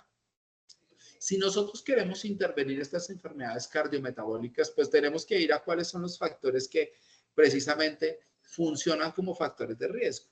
Y aquí un poco para contrastar con lo que yo venía diciendo de esos determinantes de la salud, porque los principales factores son los que nosotros conocemos: la hipertensión, la elevación del colesterol malo LDL, la elevación de la glicemia o la hiperglicemia. Aquí aparece uno que es importante, como es la contaminación ambiental, que no le damos esa relevancia y que esperamos esta sea la base para un desarrollo, y es con lo que al final, digamos que un poco cerraré qué es lo que queremos seguir haciendo en esta investigación. Pasamos por el tabaquismo, la disfunción renal, ¿cierto? La elevación o el alto consumo de sodio, ¿sí? También aquí es importante la exposición a ciertas partículas o materiales pesados, que estaría también un poco aquí como con esta asociación. Pero aquí encontramos el nivel de actividad física, el uso del alcohol y digamos que características en la dieta. Si nosotros pensamos en los determinantes de la salud cardiovascular, pues ya nos salimos del esquema normal de factores de riesgo mayores o condicionantes, o lo que nosotros hablamos modificables y no modificables. Y aquí Creo que es relevante o resaltar más que cualquier cosa cómo el riesgo de la enfermedad coronaria puede aumentar con ciertas condiciones que no tenemos en este esquema de factores de riesgo.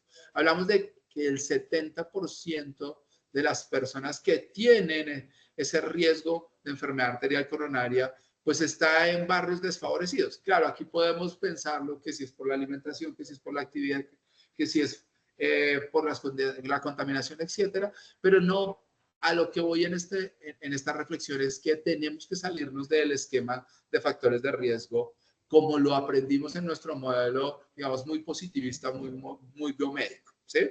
La inequidad socioeconómica como un factor clave. Estos hábitos saludables y la reducción del riesgo hoy ya son atribuibles de esa enfermedad cardiovascular y en la declaración de los determinantes antes de que saliera el artículo del AJA, pues hubo esa declaración de que existe una asociación de la mortalidad con la enfermedad cardiovascular con otros determinantes diferentes a los factores de riesgo cardiovasculares y ya en su posicionamiento en el 2022 y algo que llamamos hoy los 8 esenciales que aunque no nombra los determinantes sociales de la salud, creo que es una muy buena reflexión en la que vemos cómo hasta el año 2023 se incluyó el sueño como un factor esencial en la salud cardiovascular.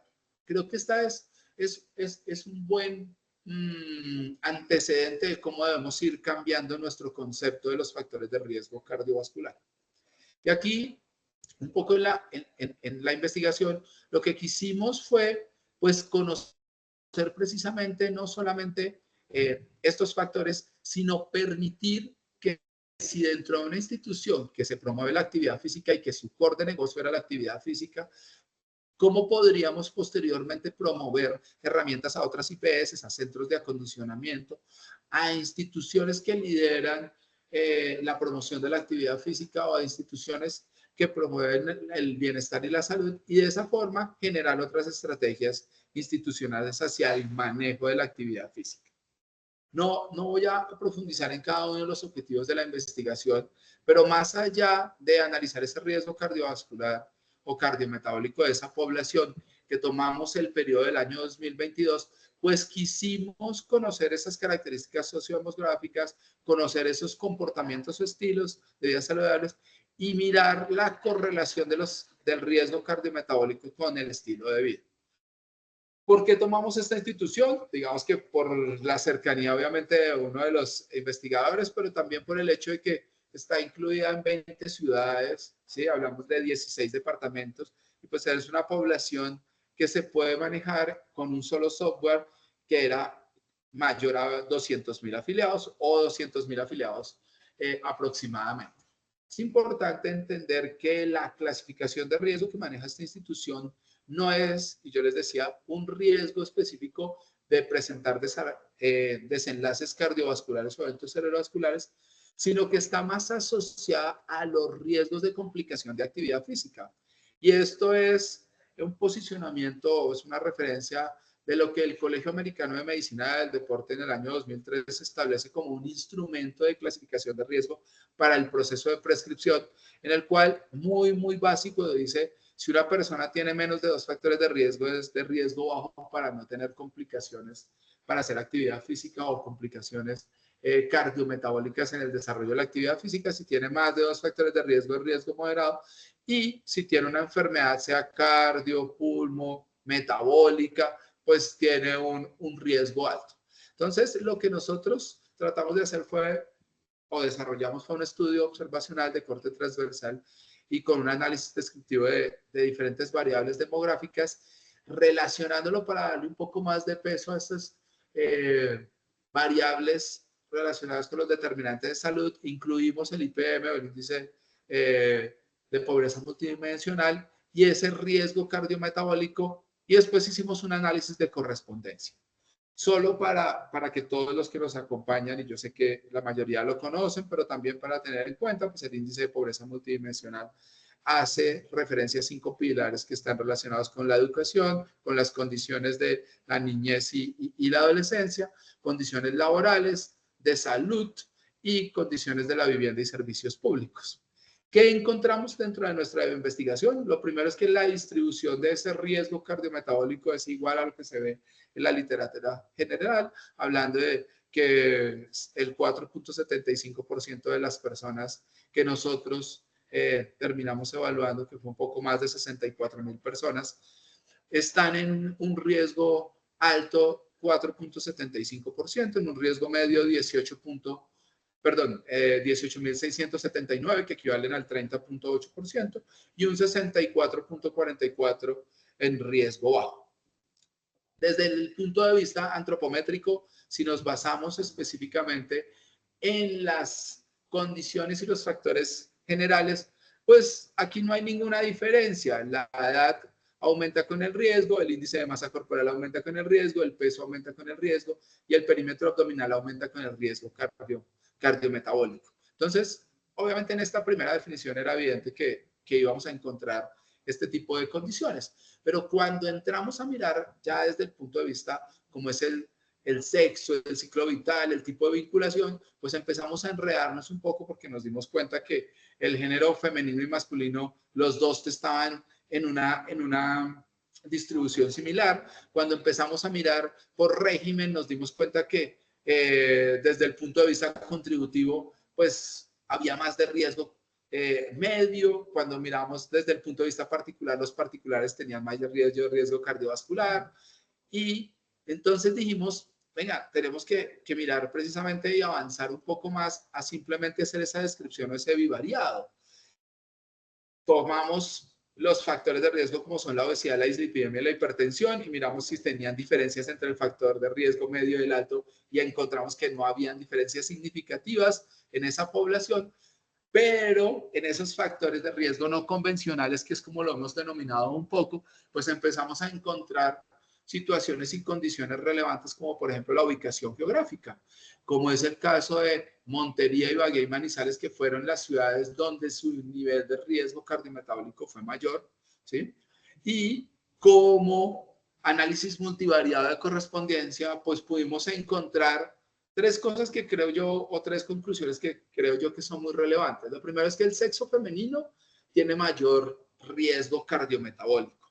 Y me adhiero a la descripción que hacía el doctor Castillo, y es que posiblemente hemos visto el riesgo o el género más es asociado a simplemente el hecho de que el hombre está más expuesto, que la mujer tiene menos exposición, que se aumenta el riesgo cuando entra en la menopausia, pero no lo hemos visto desde el punto de vista de la composición corporal. Desde la ocupación encontramos cosas que no nos dan una claridad y nos ayudan a ir y a profundizar más, como el hecho de que la ocupación del abogado pues tiene mayor nivel de riesgo comparado con las fuerzas militares, las policías y los profesionales de la salud.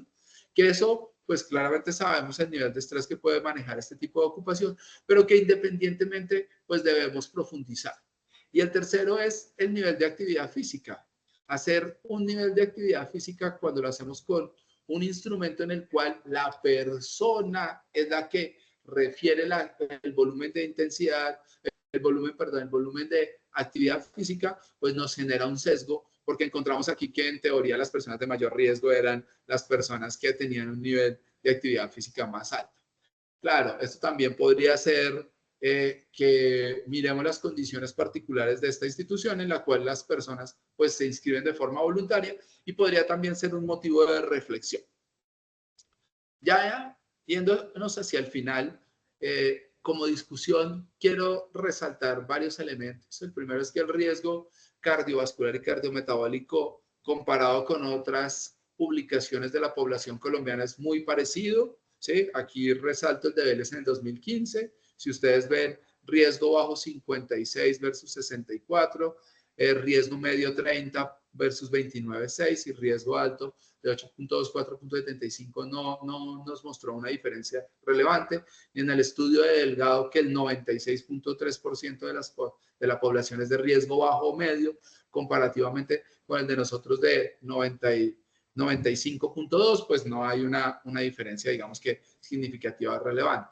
Pero cuando nosotros vamos a mirar por ciclo vital y por factores de riesgo relacionados al ciclo vital, pues sí encontramos coincidencias con la literatura. El adulto mayor tiene mayor riesgo cardiometabólico y eso creo que es evidente mientras no pasemos de mirar al adulto mayor desde una visión más integral de sus condiciones sociodemográficas y sus condiciones de composición corporal. Pero así como en el adulto mayor no pudimos encontrar elementos, pues desde el punto de vista del género sí encontramos. Y después encontramos otro tipo de artículos que nos apoyan con el hecho de que el mayor riesgo es en la población femenina, como es el estudio de Carmela de hace 2 años, en el que sugiere que estos cambios pueden estar relacionados con la participación en el nivel educativo, en el manejo de sus condiciones, en el que a veces antepone la atención de su grupo familiar antes que su propia salud, en el hecho de una inequidad en el trabajo remunerado que pueden afectar específicamente a este grupo. Respecto a la ocupación, pues ya les dije que los abogados fue la ocupación con mayor nivel de riesgo, pero independientemente de eso, encontramos algo que no coincide, como es el hecho de los profesionales de la salud, porque contradictorio a la mayoría de la evidencia actual, los profesionales de la salud tienen ciertos comportamientos no tan saludables de riesgo, ¿sí? Que hace que los ponga en unas condiciones desfavorables, pero aquí pues encontramos que no funciona de esa misma forma. Desde el punto de vista de los factores socioeconómicos, encontramos, al igual que en la investigación del doctor Acosta 2018, pues que el hecho de que el poder adquisitivo mejore los indicadores de salud cardiometabólica puede estar asociado desde el punto de vista a que de verdad tengo mayor accesibilidad, pero también hay algunos comportamientos que están en contra de la salud, como el acceso desproporcionado a alimentos ultraprocesados o alimentos con mayor contenido calórico. O al hecho de normalizar los estilos de vida poco saludables porque yo tengo un carro, 2 carros, nunca me desplazo de forma activa, porque entonces pido más domicilios, etcétera. El segundo es que relacionado con el índice de pobreza multidimensional, sugiere un poco que los factores de riesgo son fenómenos que sí o sí socialmente están determinados. Y esto refleja esa desigualdad de los índices que hablábamos, al igual que en el género, pero también que pueden estar asociados a otras condiciones socioeconómicas desfavorables. Y finalmente, desde el punto de vista del estrato social bajo, pues esto también nos hace resaltar o visualizar la falta de apoyo social, la exclusión social como unos determinantes para el control, diagnóstico y tratamiento de las enfermedades cardiovasculares. Como conclusión y ya para finalizar y dándole, creo que cumplimiento al tiempo, pues que podemos resaltar no de la presentación del doctor Castillo y no de la parte inicial mía, sino de la investigación. Primero, que el riesgo cardiovascular o cardiometabólico ha sido, es y será de gran importancia, pero que se limita a un enfoque biomédico que no captura la complejidad de los factores de riesgo y determinantes sociales o socioculturales que afectan realmente la salud. Segundo, el reconocimiento de los determinantes sociales de la salud es esencial para la identificación realmente del riesgo global o para el manejo global y la implementación de estrategias que sean más efectivas en la promoción de hábitos y estilos de vida saludable. Tercero, que los indicadores como el índice de pobreza multidimensional deberían ser una herramienta útil para identificar regiones con mayor prevalencia de factores desfavorables que impactan negativamente en la salud cardiovascular si yo estoy pensando que es la primera causa de mortalidad y el primer motivo de gasto desde el punto de vista de atención médica. Cuarto, las diferencias en el riesgo según el ciclo vital y el género pueden mostrar relación con lo descrito en la literatura, pero de otras estar al contrario o ser totalmente disímiles que nos motivan a que debamos estudiar un poco más cuáles son el comportamiento de los factores, hábitos y estilos de vida. Quinto, la implementación de un enfoque más holístico aumentaría la capacidad de retención y los beneficios para los pacientes con enfermedades crónicas que nos van a ayudar a mejorar la calidad de vida y obviamente pues esto relacionado a sus condiciones de salud y resultados en la salud pública.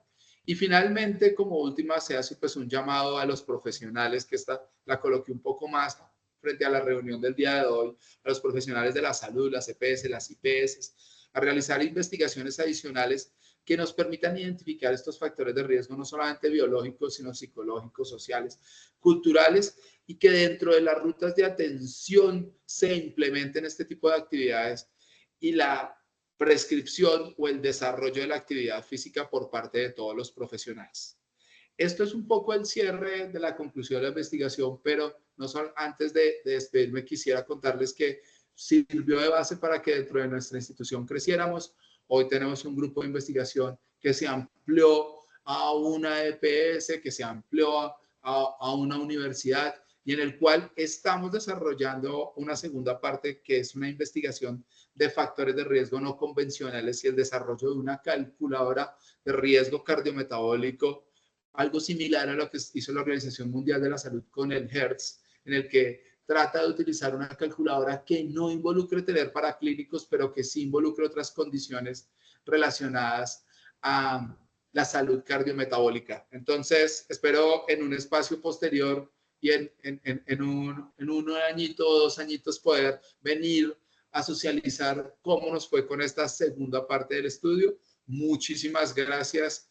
Dejo y solamente para que cada uno lea esta reflexión que construí como un modelo, como una análisis de la investigación y de lo como nosotros debemos mirar ahora la salud cardiovascular, pensándolo más como un componente más multifactorial, no desde ese modelo muy causa-efecto exclusivamente biomédico, sino más integral, que se ajuste precisamente a las condiciones sociales, económicas, laborales, a la educación y que nos permita pues tener cada vez un papel más importante en la salud cardiovascular.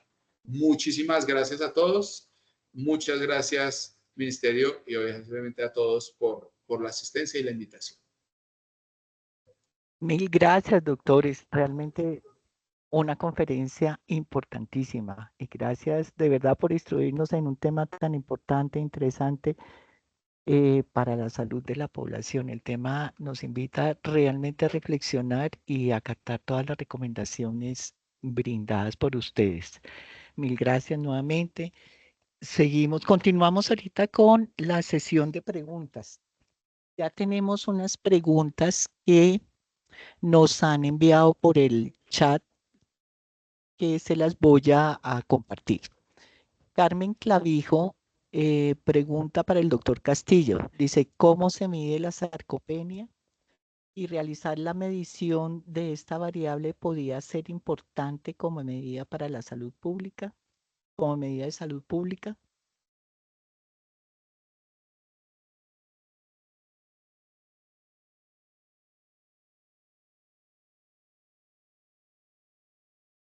¿El doctor Castillo lo tenemos? ¿O ya se nos desconectó? ¿El doctor Alejandro nos podría responder? Claro que sí. De pronto lo único que te pido, excúsame, porque es que voy aquí a una apertura de la puerta, entonces no escuché tu pregunta completa. ¿Me la puedes repetir? Dice, ¿cómo se mide la sarcopenia? Y realizar la medición de esta variable podría ser importante como medida de salud pública. Claro que sí, y había escuchado solamente la parte inicial. Mira, la sarcopenia, y lo nombró de forma indirecta el doctor Castillo, se mide primordialmente, digamos que bajo 3 elementos. Uno desde el punto de vista de composición corporal, que tal vez es el más relevante, porque para eso podemos utilizar desde el hecho de hacer una impedanciometría, es decir, con una báscula en la que yo mido el porcentaje de masa muscular de un individuo. Lo puedo hacer a través de pruebas que miden la fuerza específicamente, y él mostró un muy buen artículo en el cual hablaba de la fuerza en el hand grip, que es hacer fuerza con un dinamómetro, con un dispositivo que nos permite cerrar o hacer fuerza y medir cuánta es la fuerza de la mano. Pero pues hay otro tipo de pruebas para medir la fuerza, y también hay diferentes pruebas según la población que nosotros evaluamos, y pruebas de funcionalidad en la cual medimos la capacidad física. Y aquí quisiera resaltar que en uno de los de las diapositivas que yo mostré, les decía, mejorar la capacidad física pues disminuye todas las condiciones que hablamos y me aumentan los beneficios para la salud, pero cuando yo aumento mi capacidad desde el punto de vista cardiovascular, también estoy aumentando la fuerza. No es que yo aumento la fuerza y no aumento la parte cardiovascular o viceversa, no, estos se aumentan los dos. Lo que ocurre es que el ejercicio cardiovascular pues solamente es 90% del trabajo aeróbico y un porcentaje muy bajo desde el punto de vista de fuerza y viceversa. Entonces, ¿cómo lo medimos? Lo medimos a través de composición corporal. Qué bueno sería que por lo menos existan estas básculas de impedanciometría en todos los consultorios. 2, a través de pruebas funcionales. También qué bueno que pudiéramos contar por lo menos con un dinamómetro para medir la fuerza en mano, que es algo que se gasta unos 10 segundos, es hacerlo 3 veces y tomar la medición más alta. Y 3, pues según el grupo etario que se está interviniendo, se escoge una prueba, pero hay pruebas tan sencillas como pruebas de levantarse de la silla cuando tienes al paciente y evaluar en X número de segundos cuántas veces se hizo. Vale, doctor, mil gracias. También están aclarando respecto a esta pregunta, dice que se relaciona también con la densidad ósea. Claro que sí, y la densidad ósea, recordemos que los factores que intervienen en la densidad ósea no solamente son la vitamina D, ¿cierto? Y el calcio. Debe existir un estímulo que es el que ayuda, y ahí ya apareció el doctor Castillo, entonces ahorita le doy la palabra, ¿sí? El principal estímulo sobre el hueso es el ejercicio de fuerza, es la masa muscular. La masa muscular estimula precisamente esa modificación, ese intercambio, ¿cierto? De hueso, digamos que llamémoslo viejo por nuevo, que hace que mantenga una densidad y una resistencia mucho más grande. Entonces, pues en ese orden de ideas, dentro de los beneficios, pues está la densidad ósea y por eso disminuye el riesgo de osteoporosis y disminuye el riesgo de fracturas de caídas.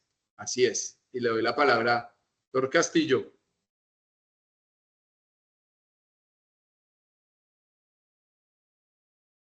Adelante, doctor Castillo. Yo creo que es posible que de pronto esté sin el micrófono activo por lo que se salió y volvió e ingresó. Ya miramos, a ver, pero ya le permití el micrófono. Doctor Castillo.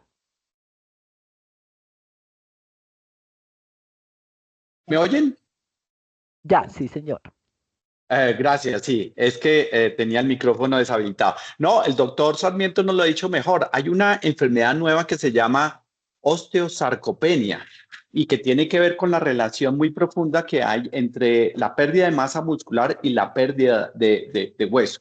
Por lo tanto, hoy sabemos que eso es una vía bidireccional en la cual la ganancia de masa muscular lleva a la ganancia de masa ósea y viceversa. La ganancia de masa ósea puede llevar a la ganancia de masa muscular. Pero hoy se está estudiando sobre todo de músculo hacia hueso. Y hay que recordar que en la osteoporosis los pacientes se caen y un paciente que se cae se fractura. Por lo tanto, no estamos tanto mejorando la masa ósea, sino nos gustaría mejorar más la masa muscular para la prevención de la caída.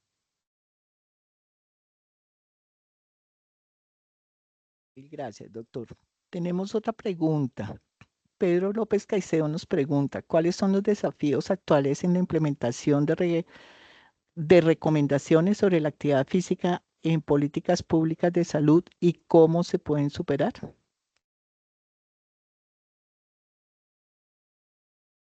¿Esa es para mí o para los dos? Pues para los dos o el que quiera responderla. Perfecto. Bueno, entonces me tomo ahí la vocería y ya le doy la palabra otra vez al doctor Castillo. Digamos que los principales desafíos, por llamarlos principales porque desafortunadamente hay muchos, empiezan desde el proceso académico. ¿Y por qué inicio desde aquí?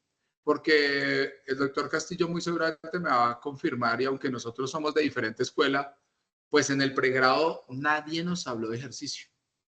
En el pregrado no tuvimos una rotación de medicina del deporte ni hablamos de los beneficios del ejercicio.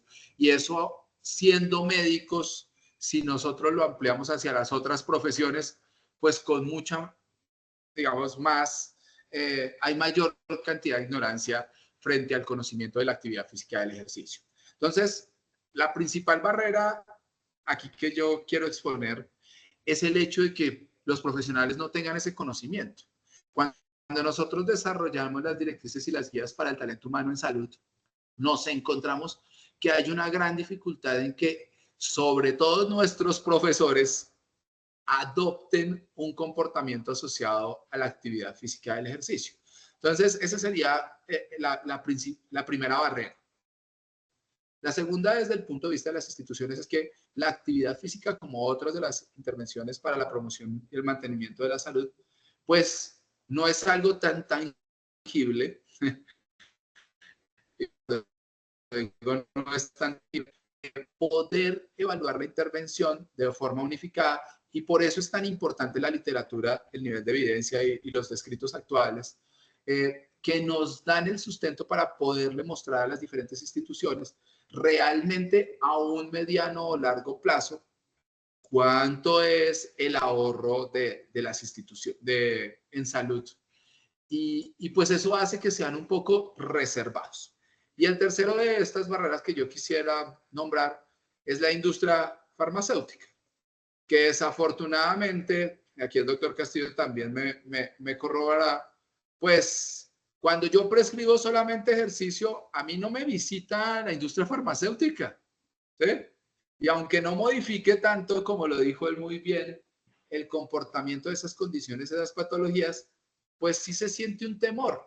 En cambio, cuando es el cardiólogo que prescribe el antihipertensivo, el hipolipemiante o cualquiera de los otros medicamentos, pues obviamente está muy alineada a la industria.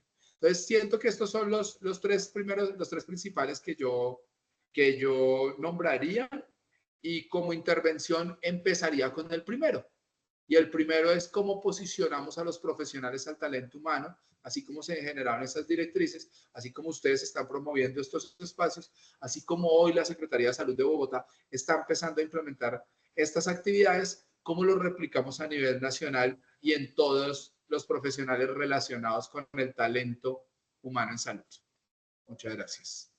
Muy alineado con el doctor Sarmiento, yo quería resaltar dos puntos. En FUNCOVE, la Asociación de Obesidad, nosotros logramos que a nivel del Senado nos aprobaran la obesidad como una enfermedad y se creó la ley de la obesidad.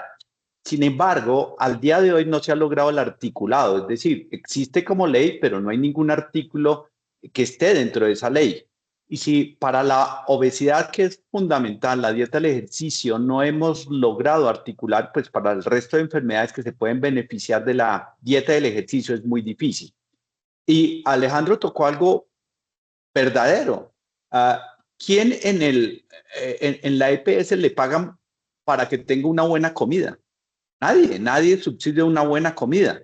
Eso tiene que ser una política, más un acto político. ¿Y a qué me refiero en eso?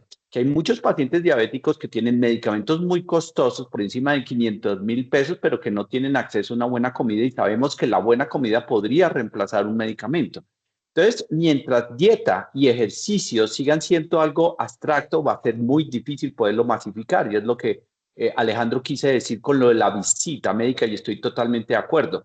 Y si miramos en la práctica, ningún paciente, al menos de la EPS donde yo estoy, es muy difícil que acceda a un deportólogo. No me aparece dentro de las interconsultas el deportólogo, no me aparece.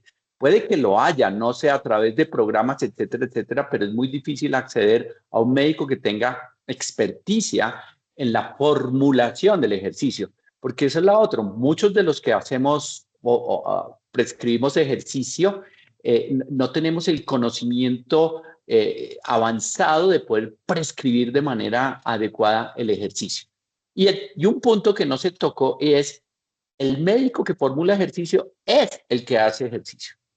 Por lo tanto, si los médicos no hacemos ejercicio, va a ser muy difícil que prescribamos ejercicio. Y voy a contar una anécdota. Ahorita para renovar mi contrato en la clínica Los Codos me pidieron programas de violencia sexual, hacer otra vez el curso de resucitación, todo.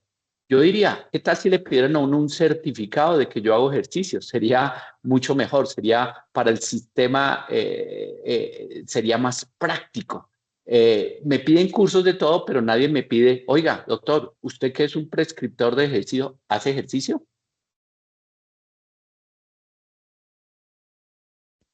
Excelente, doctores, mil gracias. Sí, bueno, tenemos varias preguntas, no sé cómo estén ustedes de tiempo. Aquí tenemos alguien que levantó la mano de la Secretaría de Salud de San Martín. Adelante, por favor.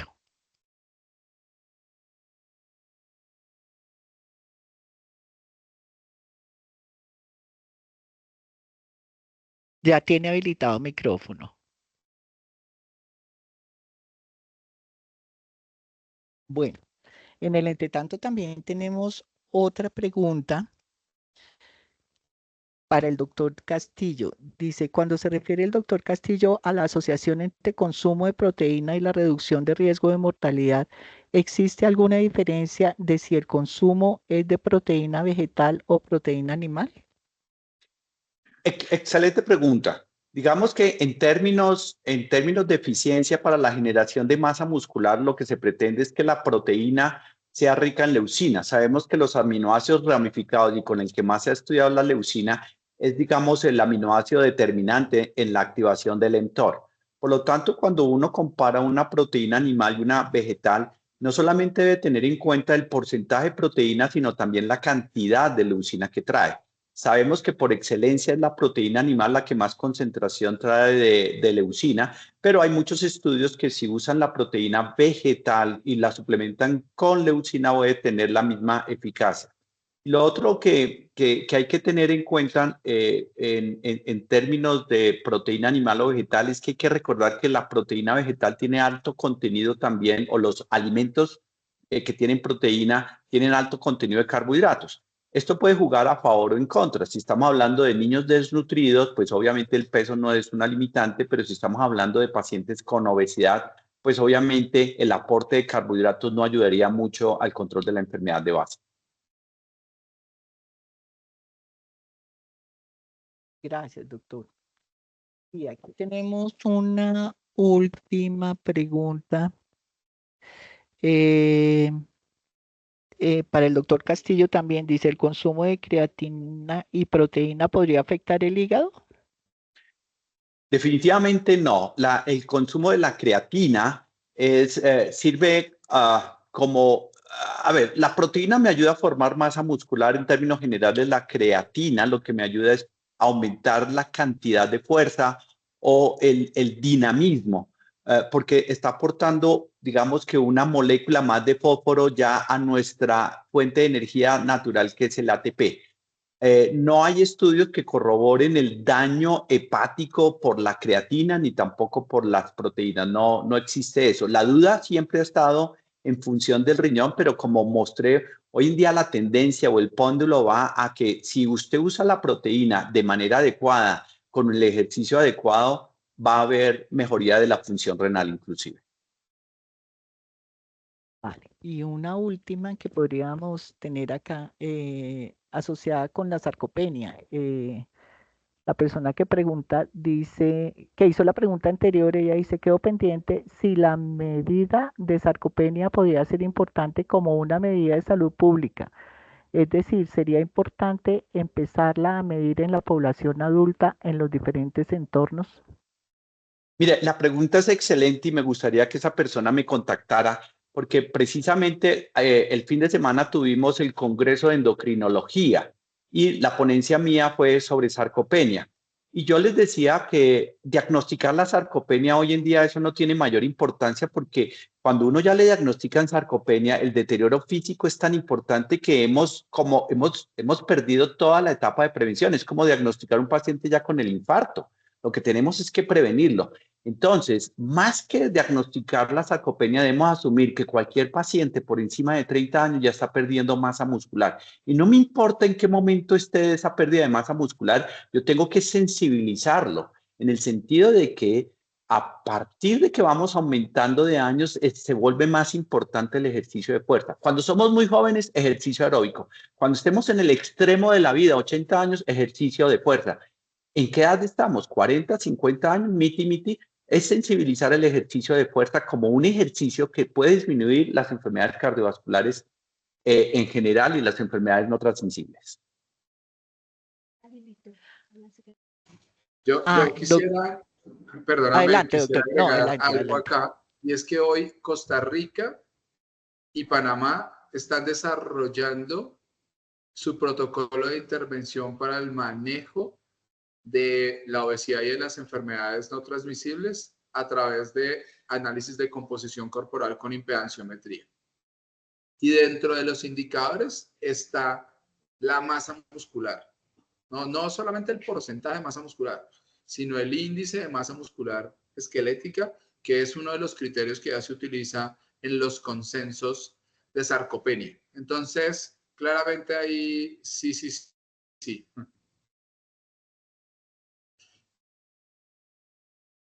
Vale, gracias, doctores. Sí, ahora sí ya tenemos habilitado el micrófono de la Secretaría de Salud de San Martín. Por favor, adelante.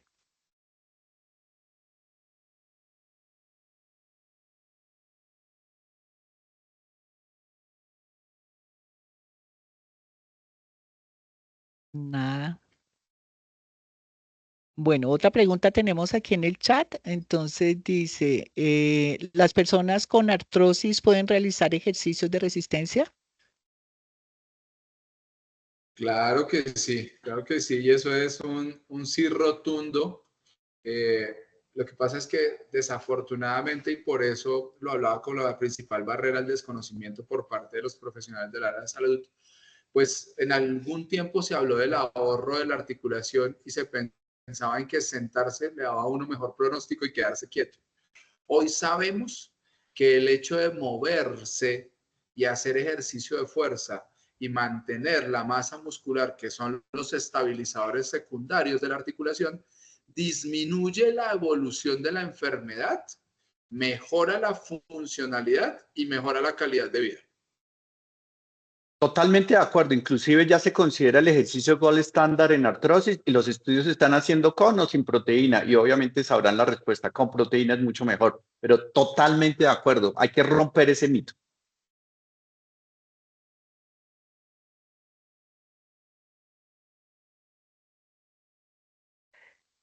Nuevamente insistimos con la Secretaría de Salud porque nos ha escrito, tiene habilitado el micrófono.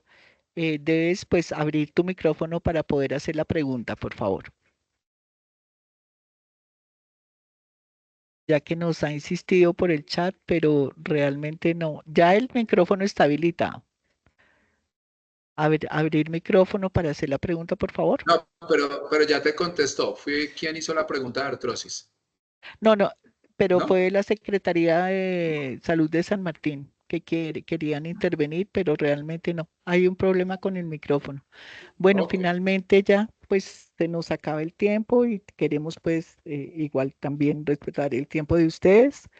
Entonces, nuevamente mil y mil gracias, doctores. Realmente una conferencia maravillosa, muy importante.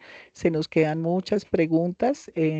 Esperamos poder tener otro espacio con ustedes en un futuro. Y pues desde ya invitarlos también a nuestras sesiones que hacemos de diálogos en salud. El Grupo de Estudios Sectoriales y Evaluación de Política Pública hace estas sesiones de manera mensual, los segundos jueves de cada mes. Judith, no sé si ya tenemos el tema para la próxima, o lo enviaremos entonces en el transcurso de este tiempo. Sí, nuestro próximo encuentro en Diálogos de Salud es en mayo 10 y, perdón, es el mayo 8. Y el tema inicial es para tocar lo del tema de menstrual. Vale, mil gracias. Entonces quedan todos cordialmente invitados a nuestra próxima sesión de Diálogos en Salud. Gracias a nuestros conferencistas, gracias a nuestros asistentes y realmente les deseamos un feliz almuerzo, una feliz tarde. Gracias. Recordamos. Muchas gracias a todos, que estén muy bien. Con muchísimo Gracias, doctor gusto. Castillo. Estén Gracias, muy doctor bien. Alejandro. Una feliz tarde. Lo mismo para todos ustedes. Dale. Vale.